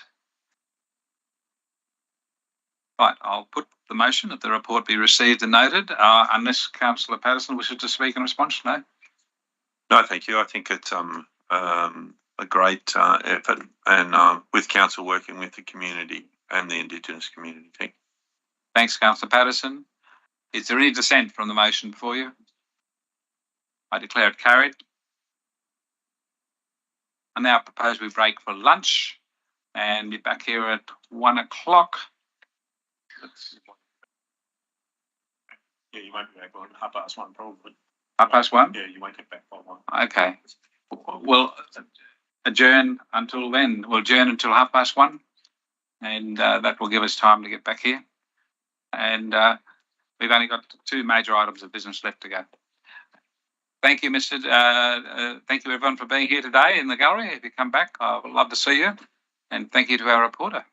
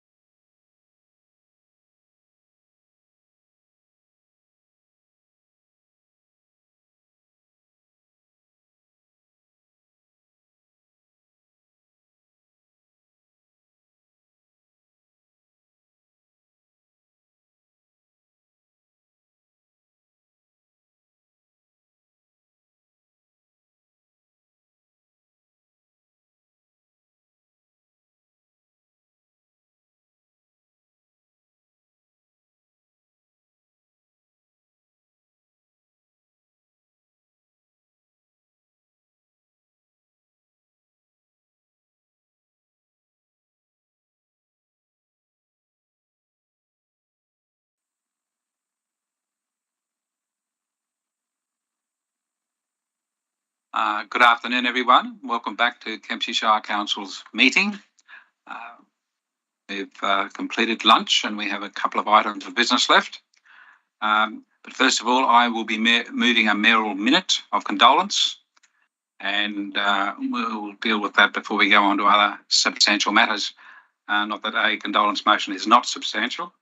I'll move the motion and then I'll ask Councillor Patterson to speak to the motion.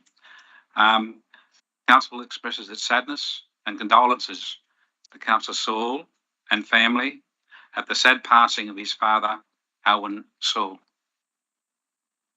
Motion, and being the mayor, I don't need a seconder. I now ask Councillor Patterson if you would speak to the condolence motion, please. Thank you. I'd just like to offer my condolences to Councillor Saul and for the passing of his father, Alwyn. Selwyn Saul, is that right? Selwyn Saul, yeah, who lived to the age of 90 years. What a fantastic wicket. Born in Kempsey and lived his life on Sevenoaks and was milking cows right up until he was 80 years old. What a fabulous milestone and what a great thing, you know. So my respects to you and your family, Councillor Saul. Thank you, Councillor Patterson. And Mr. Mayor, thank you for that too. Thank you, Council. Could we stand and in recognition of the passing of Councillor Saul's father? A minute silence. Thank you.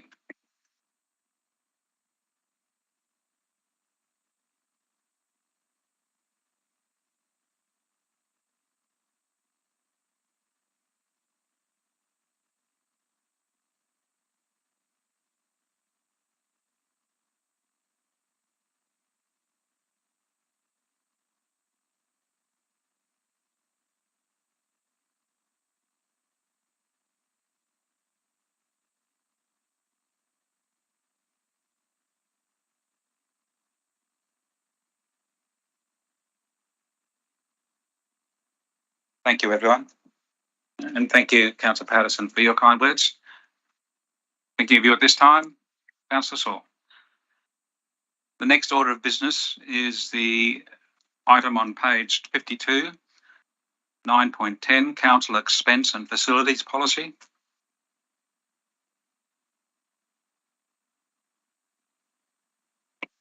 We need a mover and a seconder. Moving the motion is Councillor Patterson. Seconder, please. Councillor Saul.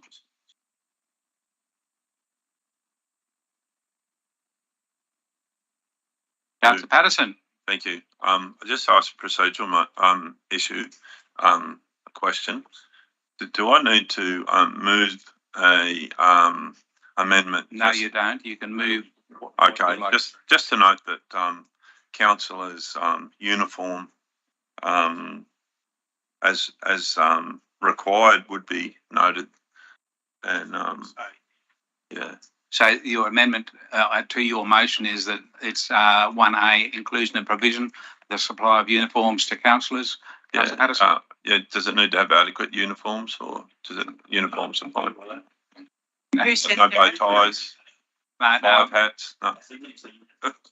No, you won't be wearing your swimmers to council meetings. Thank you very much. That's the motion because it's been moved as such.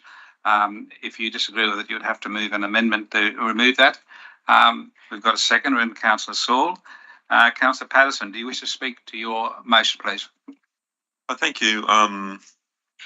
Just to note that being a councillor for a number of years, as along with Councillor Saul, is that being supplied with a uniform that we can all wear for special occasions, and that special occasion may be every single council meeting for some councillors, and that special occasion could be openings, etc. You know, but to have a uniform that we all are showing that our representation for our council, having council logos, etc., and supporting our local hat manufacturer as well, Akubra hats and Akubra belts, and yeah, all good.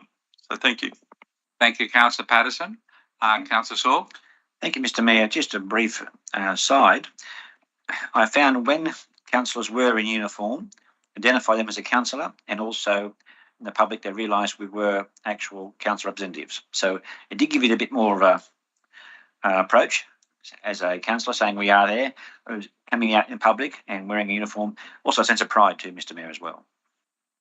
Thank you, Councillor Saul. Councillor White, please. Oh, sorry.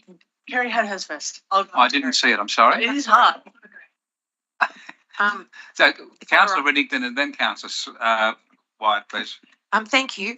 While I respect people's wishes, if they want to wear a uniform, I don't want to have to wear a uniform. Thanks very much. Pardon? I don't want to get issued one either. I won't give you one. Thank you. And I would really like a name badge. That'd be good. Who are you, by the way? Councillor White. Yeah, thank you. I agree. I want a name badge as well. Interesting point is I once had a manager who went from being a superintendent, which was the director of an organisation like Craig is, to a director. And he stopped wearing a uniform, and it was on the basis that he wanted to be with and like the rest of the community that he was representing. He sort of felt like wearing a uniform made him seem subservient to those around him and not representative. Superior. Yes, or yeah, superior or vice versa. But I just remember that he told me that when he went from being a manager to a director of a public service organisation. But I do agree with being issued with uniform that we decide that we want to be issued with. So like some councillors might not want a full gamut of the uniform, but I do agree, and I would like a name badge as well. And I have one comment about something else in the policy, if I may, unless we still want to talk about the uniform. Yes, you can. Go ahead. Another one of my experiences too, and this is another value judgment around the alcohol provisions in state government, in my state government agency anyway, it is not considered an appropriate refreshment. Just put it out there. Interesting. I mean, yeah. We're not supplied. We're not allowed to. We're not supplied with alcohol refreshments. Mr. General Manager, is it custom and practice here? We have alcoholic beverages. Through you, me, yes, it is. And I'd suggest your ministers probably do drink alcohol, which is equivalent to what councillors are. So I didn't say that our staff aren't, no, but in your particular case, I'd suggest your ministers who would be the equivalent of the council would be drinking alcohol. I used to work for one, and I can vouch for that. Thank you for that, Val. I would just make one other comment if I may, Mr Mayor. In terms of the uniform, this would do is we'd actually supply one. That is, if you wanted it. Yeah, it's not compulsory. Thank you, Mr. Mayor, Mr. General Manager. I'm Mr. Mayor today. Yeah. Thank you. Yes, and of course, it's not compulsory, but I strongly suggest if you haven't got one to avail yourself of the Kubra hat, because it's manufactured here. We're supporting a local industry every time you wear one outside in a function, and it would be good if you all had one if you don't already have so. Any more debate on the motion before us?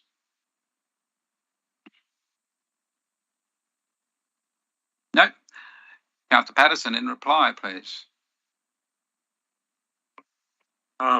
Thank you. I thought we've had good discussion, good representation, and yeah, it's never my intention to be make it compulsory. And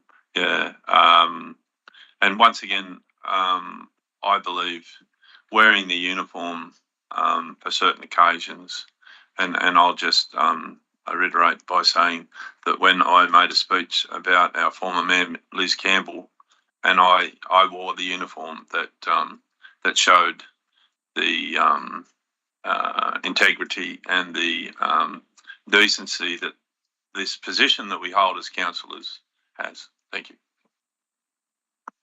Thank you, Councillor Patterson. I'll put the motion before you with the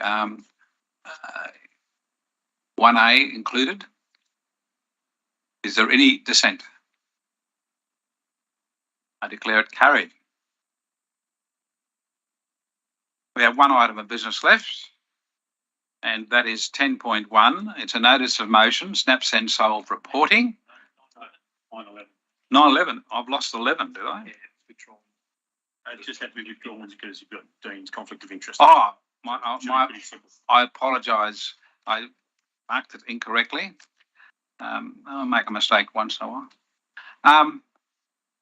So 911, amendment to the 2022-2023 Cemeteries reservation fees. The report is there on page 57. There's a recommendation. 2 points to adopt. Do we have a mover, please? Anyone come forward?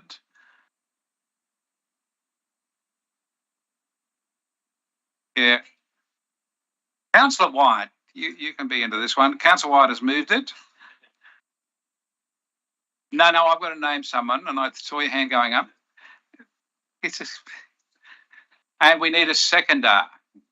Someone who's not going to be shy. Councillor Riddington. Councillor White, would you like to speak to this motion? I just have a question of clarification on page 58. So the new fee going from up to 3,356. Because I can't see, I can't see what I'm actually looking at here. So we've got old fee structure, and then we've got new fee structure, and then we've got a total impact, which is in negative 1,235. So but the new fee structure is a total of 3,356, which will get rid of that 1,235 negative figure. Director Mitchell, I'd love to answer this. Thank you. Yeah, but what's the fee? Thank you, Mr. Mayor. What this is trying to do is obviously to align the fees so that most of the fee is collected at the time of reservation. I'm just trying to see, so we had the old fee structure.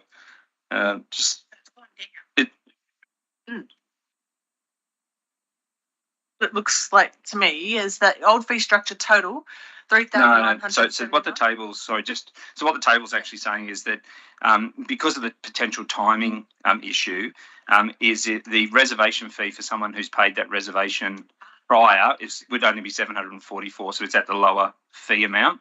The new burial fee, right, is only at $2,000. So effectively, if you've paid a reservation fee previously at 744, and then you'll pay the burial fee of 2,000 at the time of burial, the total fee that would be collected would only be $2,744, because it's only for those people who've already paid the reservation fee, and then we'll subsequently pay the burial fee after the 1st of July. So what this is just trying to do is to actually align that so that the total is actually the same, and it's not impacted by the timing. So the total fee would actually equate to be the same. I'm just trying to we're not sure that we've actually specifically stated that in the report. It is what's gone out on exhibition, though. I think so. I think it says it there. It's point 1. Incorporate a new for all burials in an allotment reserved prior to 1 July 22, 3,356. Yeah. So that was from the previous resolution.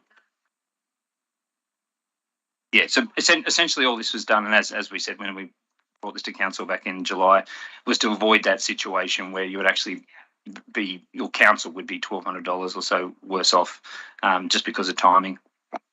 Okay. So, Councillor White, are you happy to speak any further? No, you're fine. Okay. Do we have any debate? If not, I will hand it back to the mover if you wish to speak any further. I'll therefore put the motion. Any dissent on the motion before you?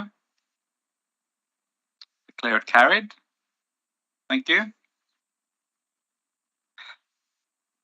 Now we come to 10.1, which I will try to grab earlier, and it's a notice of motion on snaps and Saul reporting. It's submitted by Councillor Bain. Councillor, would you like to say something? Councillor Bain, you kind of overshadowed nothing. Yeah, I would like to withdraw the notice of motion because of some information that I've received. Do I speak to that or No, that's all you have to say. And anyone like to accept that Councillor Bain has withdrawn? Because I need that motion. Councillor Ferguson.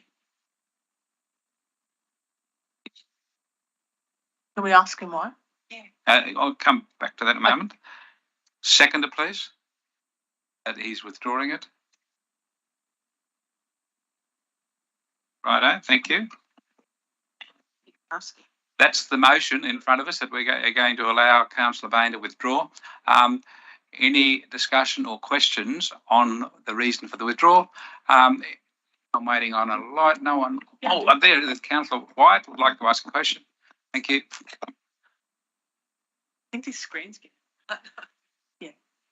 Yes, please. I would want to know like the intent of putting up the motion in the first place, and then the intent of why to remove it, please. So why and why? You asking Councillor Bain? Yes, please. So you have to answer it. Right. So, Mr. Mayor, Mayor, rather, can you please ask Councillor Bain? Certainly, Councillor Bain, could you answer that question if you want to? Yeah, thank you, Mr. Mayor. I do. So the purpose was to encourage residents to use appropriate processes for alerting councils to issues that need addressing in our community and acknowledging that process, because as councillors, you will no doubt understand that you get lots and lots of people asking you about operational matters. And so the reporting of data would be a strategic matter. The reason I'm withdrawing it is, one of the reasons I put it too is it's one of our key, if you look on our website about having your say, it's one of the three key strategies there on the website. The reason I'm withdrawing it is the extraction of data is a lot more complex than I thought, because we're using a free version of SnapSend Solve, and the paid version of SnapSend Solve is very, very expensive, but the free version doesn't have that data. You can't generate reports very easily. The reason that I didn't withdraw it in time was because I was looking at the masses of data that come through with our council engagement and with our updates, and I was thinking, I was still pondering about whether the amount of work that goes into all that data is not balanced in importance. But in subsequent conversations, it's been clear that the council staff have identified this reporting as a gap, and one of the strategies is the employment of a customer service coordinator, and I've come to the understanding that would be more relevant for me to hold off and have some discussions with the customer services coordinator when that position is filled. So thank you. Any further questions or comments or debate on the withdrawal? No. Councillor White? Happy with that explanation, thank you. There's a question to General Manager, actually. Does council have like some kind of guarantee of service to reply to people that make inquiries?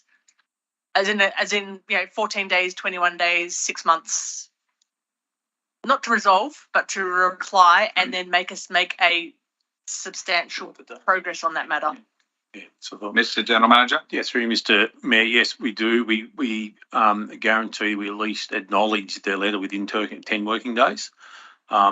That doesn't mean we'll actually have it solved or rectified or whatever, but we do actually have a standard to actually at least acknowledge and reply within 10 working days. Councillor White again. When I've seen some emails about the SnapSend Solve, and I thought it is a very good tool. It's a very good tool for people to use. And I did question about the capacity to able to manage such a large amount of people just sending something in, and where is that added capacity? But that's for another time, I suppose. Thank you, Councillor White. No one else wishes to speak?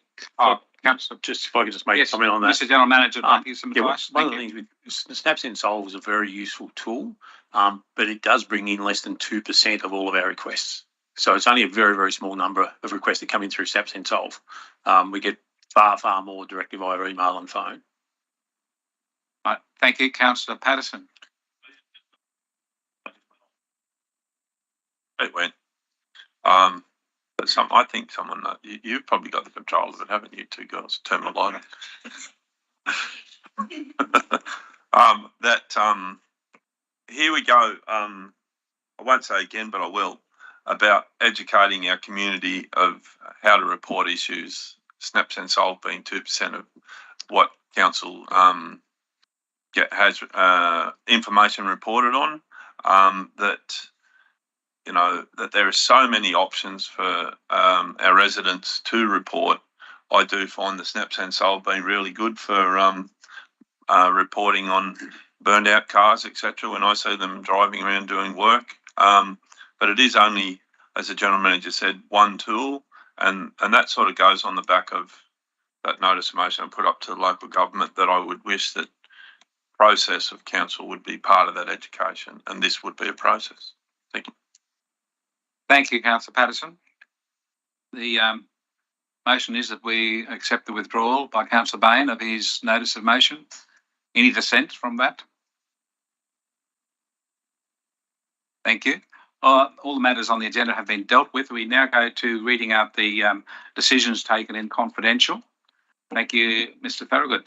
Thank you. So whilst we haven't had a confidential session, there were 2 matters listed in the confidential agenda that were adopted as part of the consensus motion earlier. The items passed by exception. So in relation to item 11.1 legal matters, council resolved that the council receive and note the report. And in relation to item 11.2 TQE 22/15 design and construct 4 bridges tender, council resolved that council accept the lump sum tender submitted by Uyghur Constructions Proprietary Limited for a lump sum amount of $4,537,500 GST inclusive for TQE 22/15 design and construct 4 bridges in accordance with the tender documentation and tenderer's submission, and the council authorise the General Manager or their delegate to approve any necessary variations to the contract within the total project budget. Thank you. Thank you, Mr. Thorogood. As there is no further business, I declare our September council meeting closed.